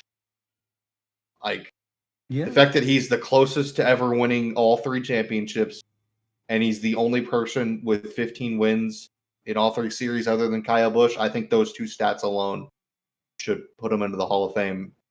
I don't know. This one didn't sit right with my me. question is, how much does it factor in, like what you did outside of the track? That's 100% why Jeff Burton is in and not Greg Biffle, is because he stuck around and he's still there. The thing with me is, though, is everyone's like, but he's a broadcaster. He's not really good at it. Like, I don't know. The whole like thing about being Hall of Fame is being like extraordinary what you do. Like Ken Squires in the Hall of Fame because he was an extraordinary broadcaster. If we're putting Jeff Burton in the Hall of Fame because he's a broadcaster after his racing days, he's not that good at it. I'm being honest. He's probably my 3rd least favorite broadcaster. Like, he was never like, I've never heard Jeff Burton call something and been like, that was a great call, Jeff. It's all about being, a step above. And there's nothing that Jeff Burton's really done that's been like, oh yeah, that was extra. Other than like, again, with the safety stuff, outside of the safety stuff, there's been nothing he's done that's like pushed the boundaries of like, that was like something we've never seen. That I've seen, like, again, Greg Biffle has the closest anyone's ever been to winning all 3 championships, and he's one of 2 people to have 15 wins in both series. Those are both like pushing the boundaries, something that, again, we haven't really seen. Jeff Burton has we've seen it before with him. So I think Burton's a fine candidate, but there were 2 or 3 others I would have picked before him. So that's some next level hating. That's not. Well, I again, see the view. I was sitting in the it. grandstands in 2009 when he decided to wreck Jeff Gordon under caution for no reason. So that one, but that has nothing to do with it. That was a joke. But I don't know. I just, again, it's a fine pick. Congratulations to both of them. It is cool that they did get in together as they were teammates for 5 years there. They had, I think, 5 years as teammates. Biffle started 6, I guess. And then, no, I think it's just 3. Well, what year did Burton leave RCR? It was, I think, in 2005. Like halfway through 05, he no, RCR 31 and like no 2011 RCR, not the. No. We're not Biffle. We're not about, Biffle. Yeah. We're talking about Burton. Harvick. We're talking about the yeah. 2013. He retired. 13. Yeah. Okay, so yeah, they were together for 7 years there. So that's cool that they did get inducted together, but I don't know. I would have gone Biffle, and I probably would have gone on Tim Brewer above him too.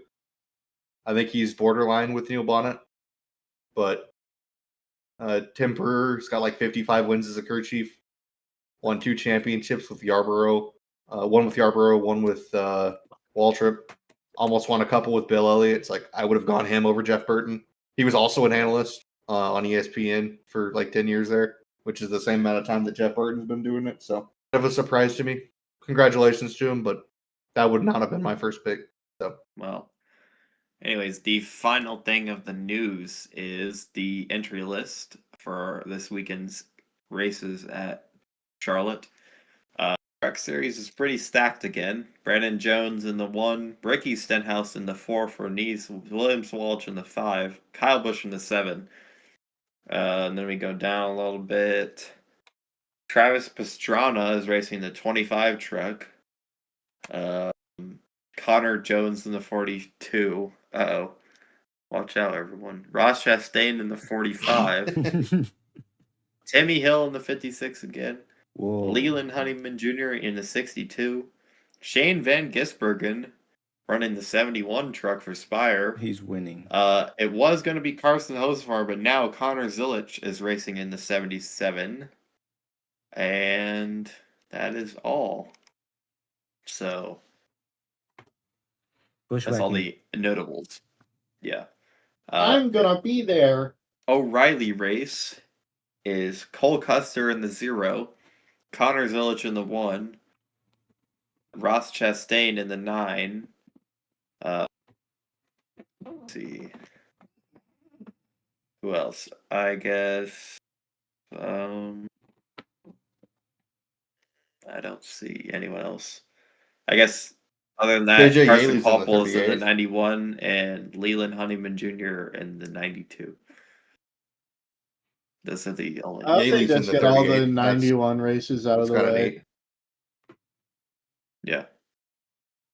The GOAT. Yeah, so the Cup race, kind of interesting. I would have thought there would be over 40 entries for this race, but there's not. There's 39. Not even a full field. Damn. Timmy Hill in the 66, Corey Heim in the 67, and Catherine Legg in the 78. That is all. Corey Heim. Don't do that. Corey Heim. He's winning. Yeah, Corey Heim. He could. We say that every time he races. It's time for power rankings. Power rankings. They didn't change after Dover, by the way. These are specifically after Watkins Glen. Zero effect for Dover. So honorable mention goes to Ryan Preece and SVG. SVG won, obviously. So shout out to him. And Ryan Preece, I believe, is on like a 7 race top 15 streak. It's something like that. Like, he's been very consistent. So both of them get a shout out. Also, very, very, very quick shout out. Way to go, Kyle Busch and Randall Burnett. Or not Randall Burnett. What? Sorry. I forgot who his new guy is, but they look great together. Andy Street. Kyle Busch and Andy Street. They look fantastic together. They had speed. Or they finished, or actually top 10 at Talladega wasn't Street, but top 10 speed at Texas, top 10 at Watkins Glen, and they had a fast car at Dover. I know it didn't factor in, but quick shout out to them. They look good right now. Number 10, Kyle Larson. I'm going to be honest, I had him out for a minute, and I decided to move him back in. It's been over a year since Kyle Larson's last win. Time is ticking. And he did have a good race last year at Charlotte for the first 60 laps. Started second. He led 34 laps before wrecking in the lead, and it kind of fell apart from there. He does have a Coke 600 win in 2021. He's got 2 top 5s and 6 top 10s and 15 starts here at Charlotte. And he's led a lap in every next-gen race at Charlotte. But surprisingly, this is his 5th worst racetrack on the schedule. He has a 19.0 average finish. And as far as 2026 goes, he's on 3 straight finishes of 20th or worse. 4 if you include the All-Star race. Again, a 36 race winless streak. And the last time he finished better than 30th in the Coke 600 was 2022. So, granted, he did almost win that race, but it has been a downward spiral plus for Kyle Larson as of late.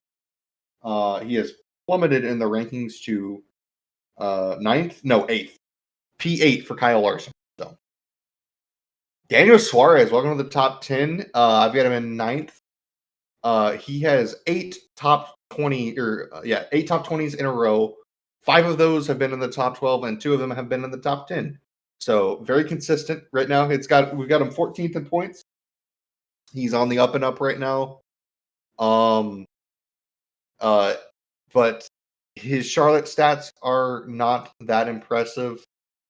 He did have speed, a lot of speed in 2022, but in his 11 starts at Charlotte, he's got only one top 10, and he's got a 20.8 average finish, and he has finished no better than 23rd every race in the next gen car. So I do think that turns around this weekend. He's had speed here before. So P8, Austin Cindric, honestly looks like the most consistent Penske car right now.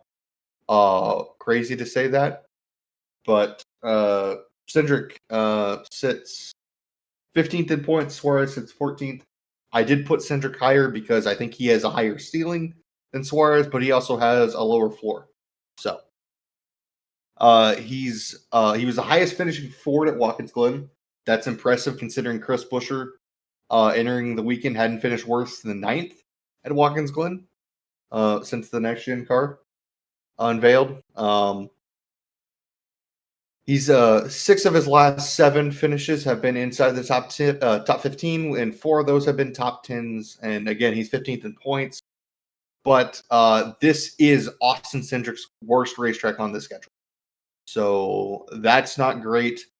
He's got a 29th place average finish with finishes of 31st, 20th, 31st, and 34th. So this is not an Austin Cindric type weekend, and also it's not a Penske type weekend. Penske has struggled on the mile and a half a lot this year. So we'll have to wait and see come Sunday. Dropping a spot is Carson Hocevar.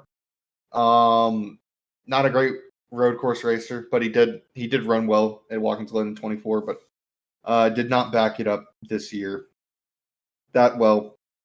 P28. Last year though at Charlotte, we all remember he had a rocket ship before losing an engine late stage 3, early stage 4, somewhere around there.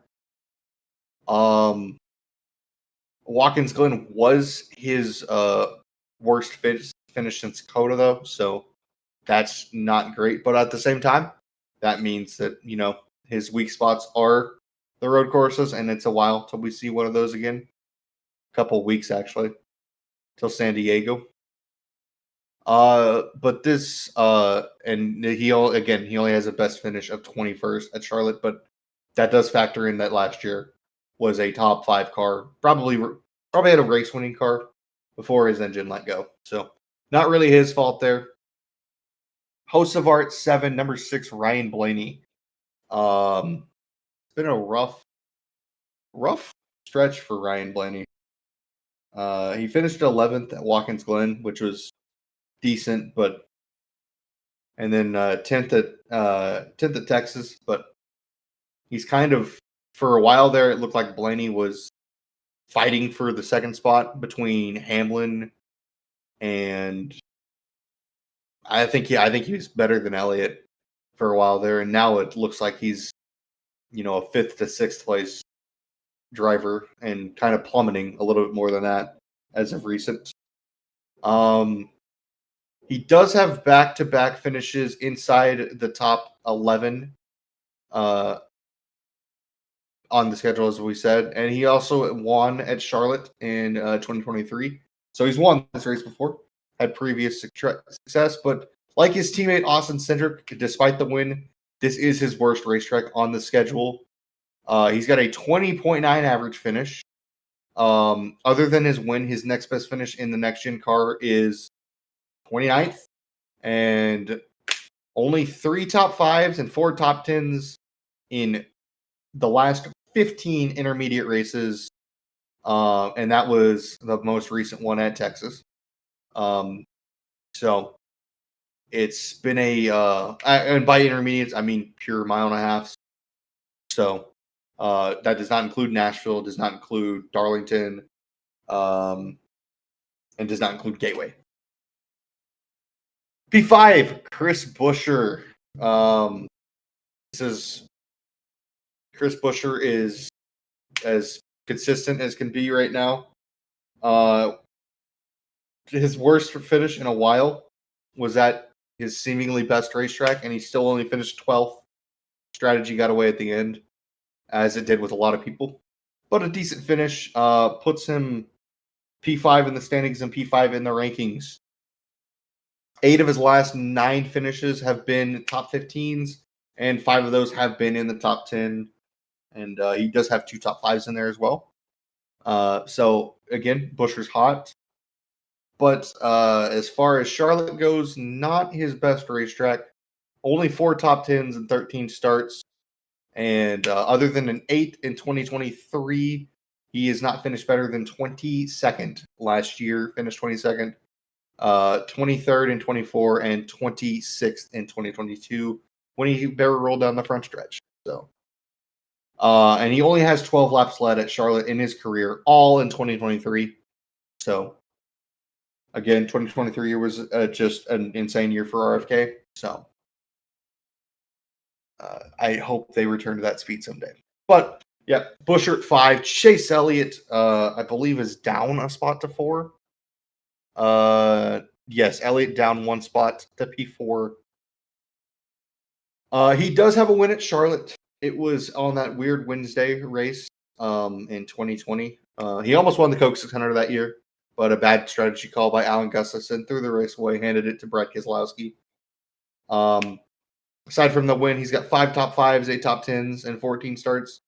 And he's finished top 7 in 6 of the last Charlotte races, and 7th and 6th in the last 2, for that matter. So Elliott's been good at Charlotte, about like he has everywhere else, top 10. This is his 6th worst racetrack on the schedule, though. And even with that said, his 6th worst schedule, like if you take most people, their 6th worst schedule, their average finishes in like the 18s, 19s, 20s. For Chase Elliott, it's a 14.2 average finish. So, and also his Watkins Glen results have been dropping. Did not run well at Watkins Glen, and not only did he not run well, his 24th place finish at Watkins Glen improved his average finish in the next gen car. It did not drop it; it raised. More of an interesting factor than really anything to take, or more of an interesting stat than something to take as fact. But yeah, it's been a rough bit for Elliott at Watkins Glen now. P3 up a spot is Ty Gibbs. Looked to be in the catbird seat late until we realized how fast SVG was on those tires. Not a great All-Star race, but didn't count for points. So that's his 6th top 5 of the season, and he finished 6th in this race in 2024 and led 74 laps. Sorry.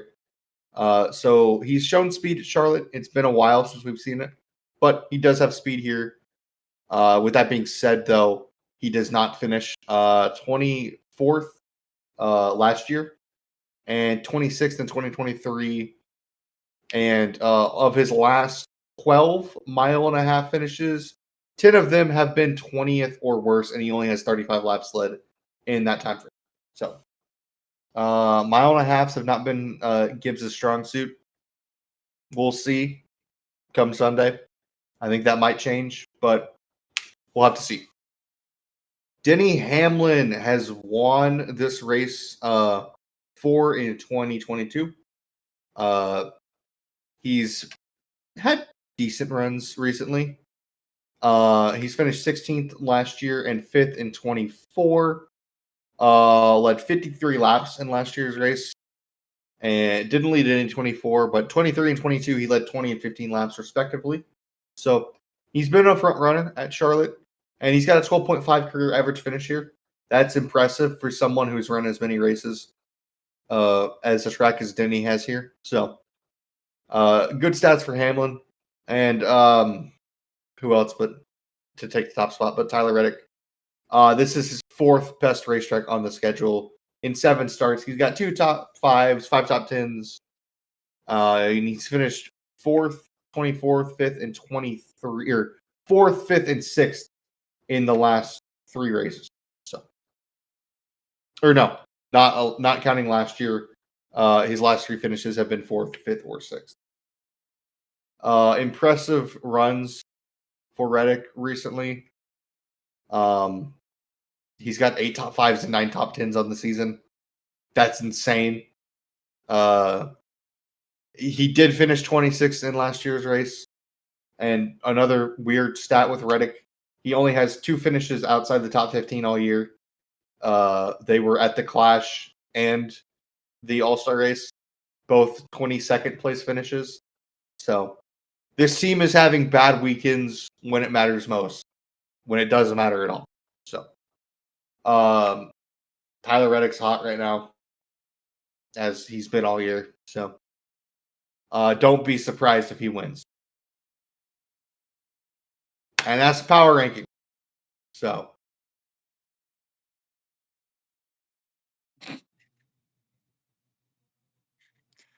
all right, well, that's what the power rankings. Yeah, sorry. I was worried he never shut up. That was such a funny bit, Tate. That's so funny. That was like was a it worth guy laying in bed for like 15 minutes there? I think it was. Okay. Well, now we have what is next for Motorsport this weekend. There's a lot. There's a lot. Yes. I think there's way too much. There's a lot of really good things. Unemployed Canadian Grand Prix, baby. Shut up. The most important thing, the Canadian Grand Prix. All right, so first of all, we have Friday. Friday, we actually have 2 massive races. One more massive than the other. We have the Weenie 500 at Indianapolis Motor Speedway. Unemployed and we also racing. Have the NASCAR truck race. Nobody cares about that. I will have a pit pass for the truck race. Whoa. Who cares? One at a time, ladies. What will the fans say on Saturday, to you? The O'Reilly Auto Parts Series race will happen. F1 They'll qualifying say you're so in cool. Canada. And then Sunday is the biggest day in racing, minus the Monaco GP. Canadian Grand Prix. We got the Indianapolis 500 first. Then we got the F1 Canada probably at the same time. And then also before that, we also have F2 Canada too. And then finally, to round out the day, we got the Coke 600 NASCAR best race of the year. Some of the other racing that's happening this weekend that's also, I guess, notable. ARCA West at Colorado National Speedway. And I'm so mad that ARCA isn't at Charlotte anymore. ARCA this week in Charlotte. That was pretty surprising. Yeah.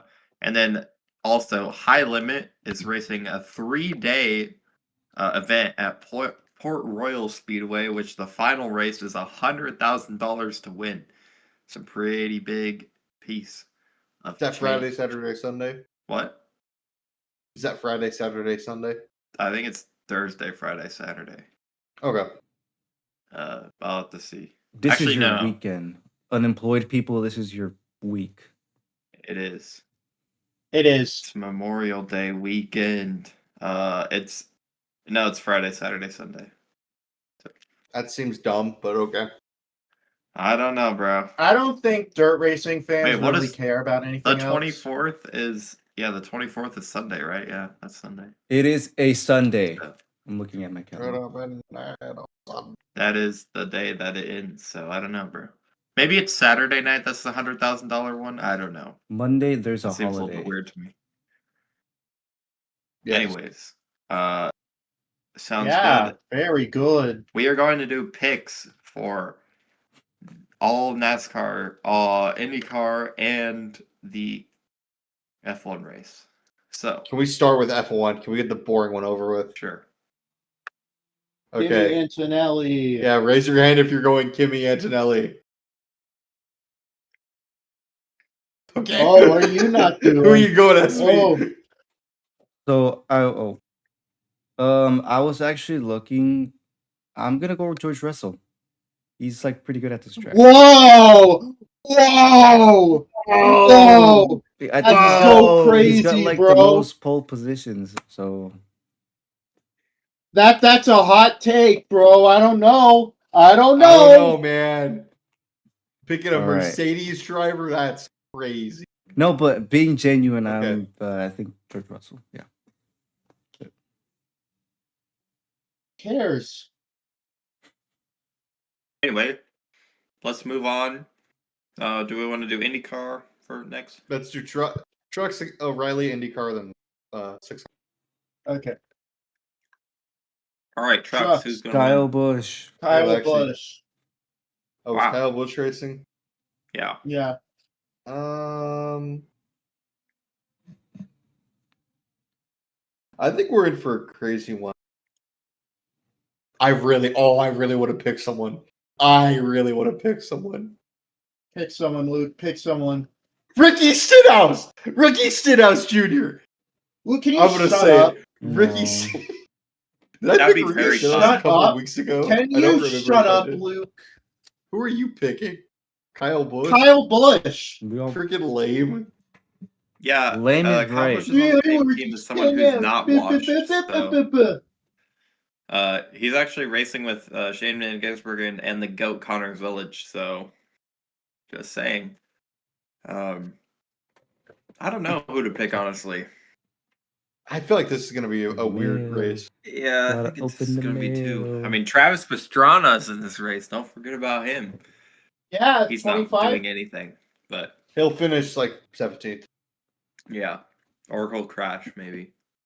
And part of that's going to be his fault. Part of that's going to be the fact that he's. I think I'm going to go. I feel like a regular is going to get it, and I've picked this guy a million times, but I truly believe he's awesome. So I'm going to go Lane Riggs. Lane Riggs. Yeah. Outlast. Okay. I just don't want to be boring and pick Kyle Busch, even though Kyle Busch is not really a boring win. But I'm picking Kyle Busch. Not in this economy, I guess. All right, O'Reilly. SV didn't pick. Zilich. Finished second last year. Yeah, but that 7 car. True. I've noticed we don't pick Justin Allgaier very much, and it's funny. Well, he doesn't win all the time. He just finishes second all the time, and then just kills everyone with stage points. Brent Cruz. Like he has almost double the amount of stage points Sheldon Creed has. That would be cool. I hinted at it earlier. I think that we see the first win of Raja Caruth this week.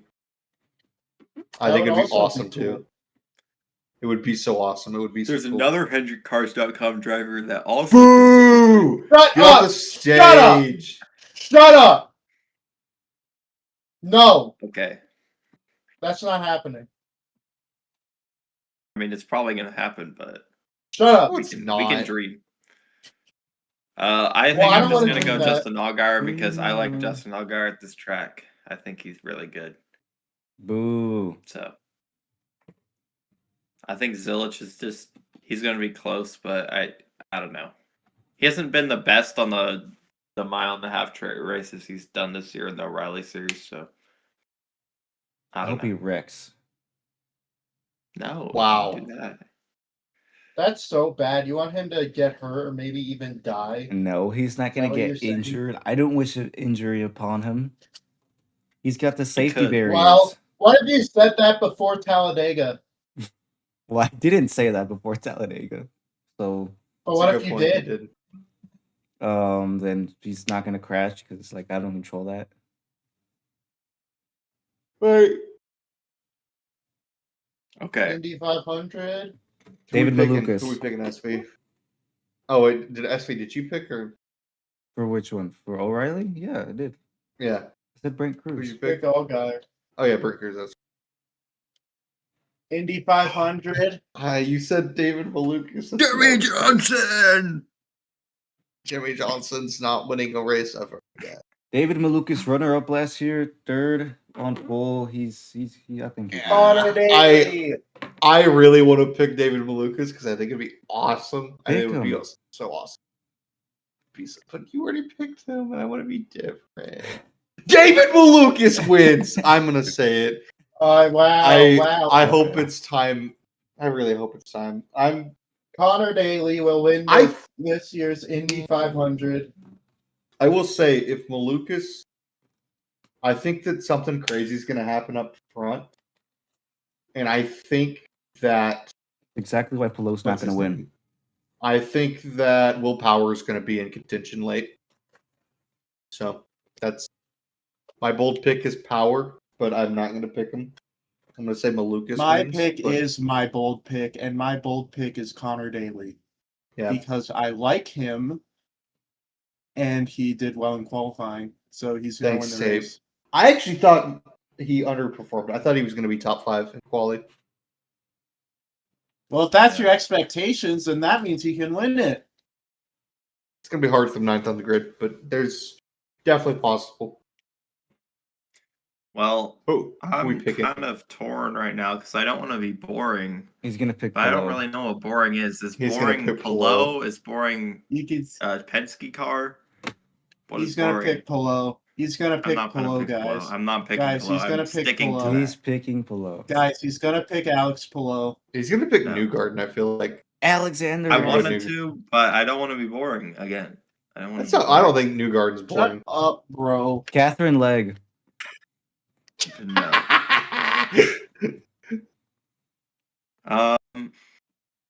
You know what? Catherine I'm gonna say something special happens. I'm gonna say Helio Castroneves. Dude! Oh! Let me tell you something. Where's he starting? Guys, let me tell you something. He's only in 2021. Guys, in 2021, I said on Twitter on my old account, before it got deleted, but on my old account, I said that Helio Castroneves will win the 2021 Indy 500, and he did. That's awesome. You're not saying he's going to win it this year, though. No, but he could. Yeah, and I don't want him to win. I had that faith. If you do too, then he can do it. I think he's going to have an impressive drive and finish well. I don't think. I'm just saying the Unks in the IndyCar series have done pretty good last year. It would be peak cinema, but I don't think it happened. I just want it to happen. I just want to see it. I just want to see it. I hope it happens too. I want to see it. I want to see it. Other than that, I still feel like the Unks still got it. Like Ryan Hunter-Reay, I feel like Helio Castroneves and Ed Carpenter, Takuma Sato, like they all still got it. Takuma Sato's probably going to crash. We're going to talk about all these winners that are so cool and like could do it, and we're going to actually witness Santino Ferrucci win. I mean, if that would be happens, pretty cool too. We will disband. What would be worse? What would be worse if Santino Ferrucci wins, or how we watched last year's Indy 500? Well, what if I'm there and they do it the same way they did last year? They have some bum country singers, and I have to watch Santino Ferrucci. Who is the pre-race concert, by the way? Do you know? It was Old Dominion, I think. No, this year. This year. I don't know. I'm gonna look this up. Whoever it is, they're gonna suck. Whoever it is, they're gonna suck. Oh, it's Brad Paisley. Brad Paisley's not bad. Tom McDonald. Well, I don't care. Brad Paisley did some songs in Cars too. So. Oh. Yeah. Tom McDonald. We will destroy the podcast if Catherine Legg wins. Every video gets deleted. No. That happens if Ferrucci wins. Okay. All right. Coke 600 or AI Slop 600 actually. Catherine Legg. Oh man, I don't know. I'm just gonna take the easy way out. I'm gonna take the easy way out and then just say Tyler Reddick. No, that's not the easy way out. He's not been the best on these tracks. I don't care. It's the easy way out. Whatever. Other than last year, he hasn't finished worse than 600 in the next gen car. 600? Yeah, that happened every race, bro. Of course he didn't. You did say that. All right. Who are you guys picking, though? Who are you picking? You say first. You always go last. You say Aw. first.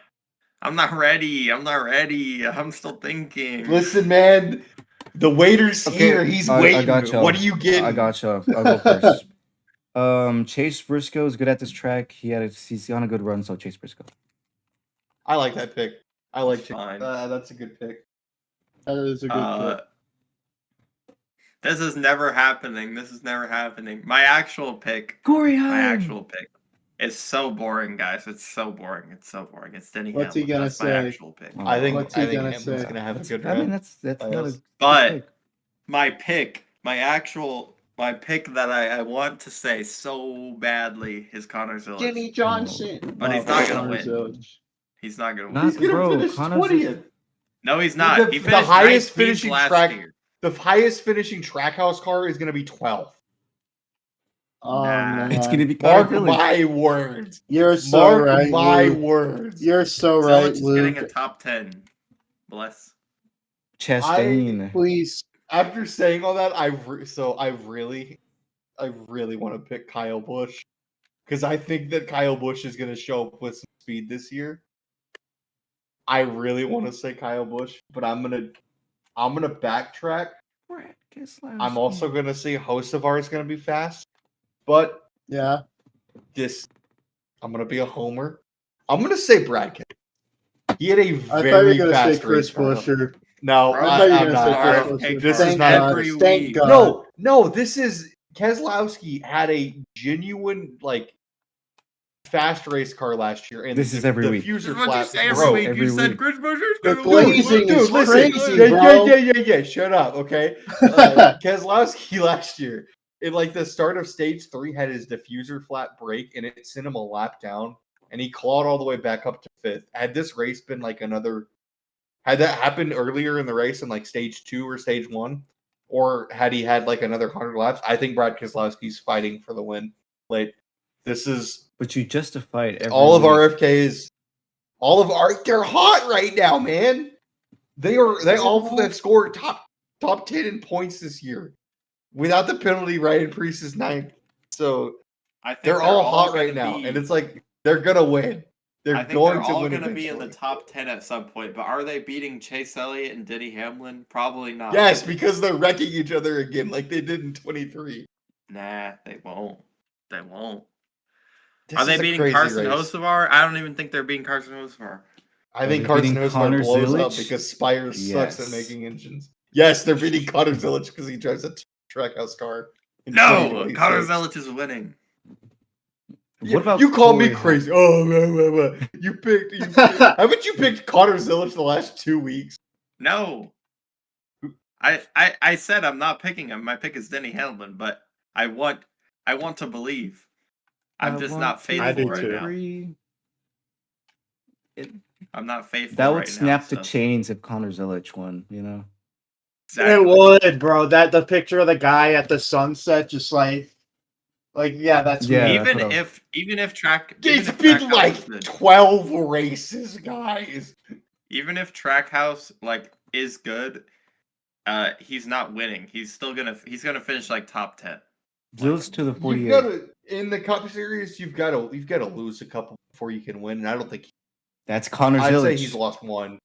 He's already Watkins lost was his first on the road courses, bro. Watkins was his first real loss. No, Coda. Yes, was he's his been real fast loss. at the road courses, but he's never Coda been in was his contention real for the loss. win. Yeah, Coda because Watkins- Daniel Swartz hates him for no reason. Yeah, that's I'm why. not. I'm just saying, he hasn't truly lost until Watkins Glen. Watkins And Glen, they Coda. lost that race. And Coda. I wouldn't say he lost.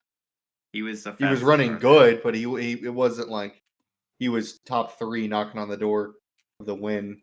Every time he had a chance, he got wrecked. Yeah, exactly. He didn't. He wasn't. So he was. They're hot. Why? They're Why? They're hot Why? They are. Anyways, I'm just saying. He's momentum- 30th in points. Momentum is there for this Trackhouse team, so I want to believe, but I'm at the wait till see. But anyways, Denny Hamlin is my pick. He just had some bad I luck think Hamlin. through the 12 races he's raced, of course. He has. Hamlin's gonna be strong for sure. I think that's it. What about Corey Haim? Yeah, I think that's it. Yeah. Corey Haim win. All I'm right. 6-7.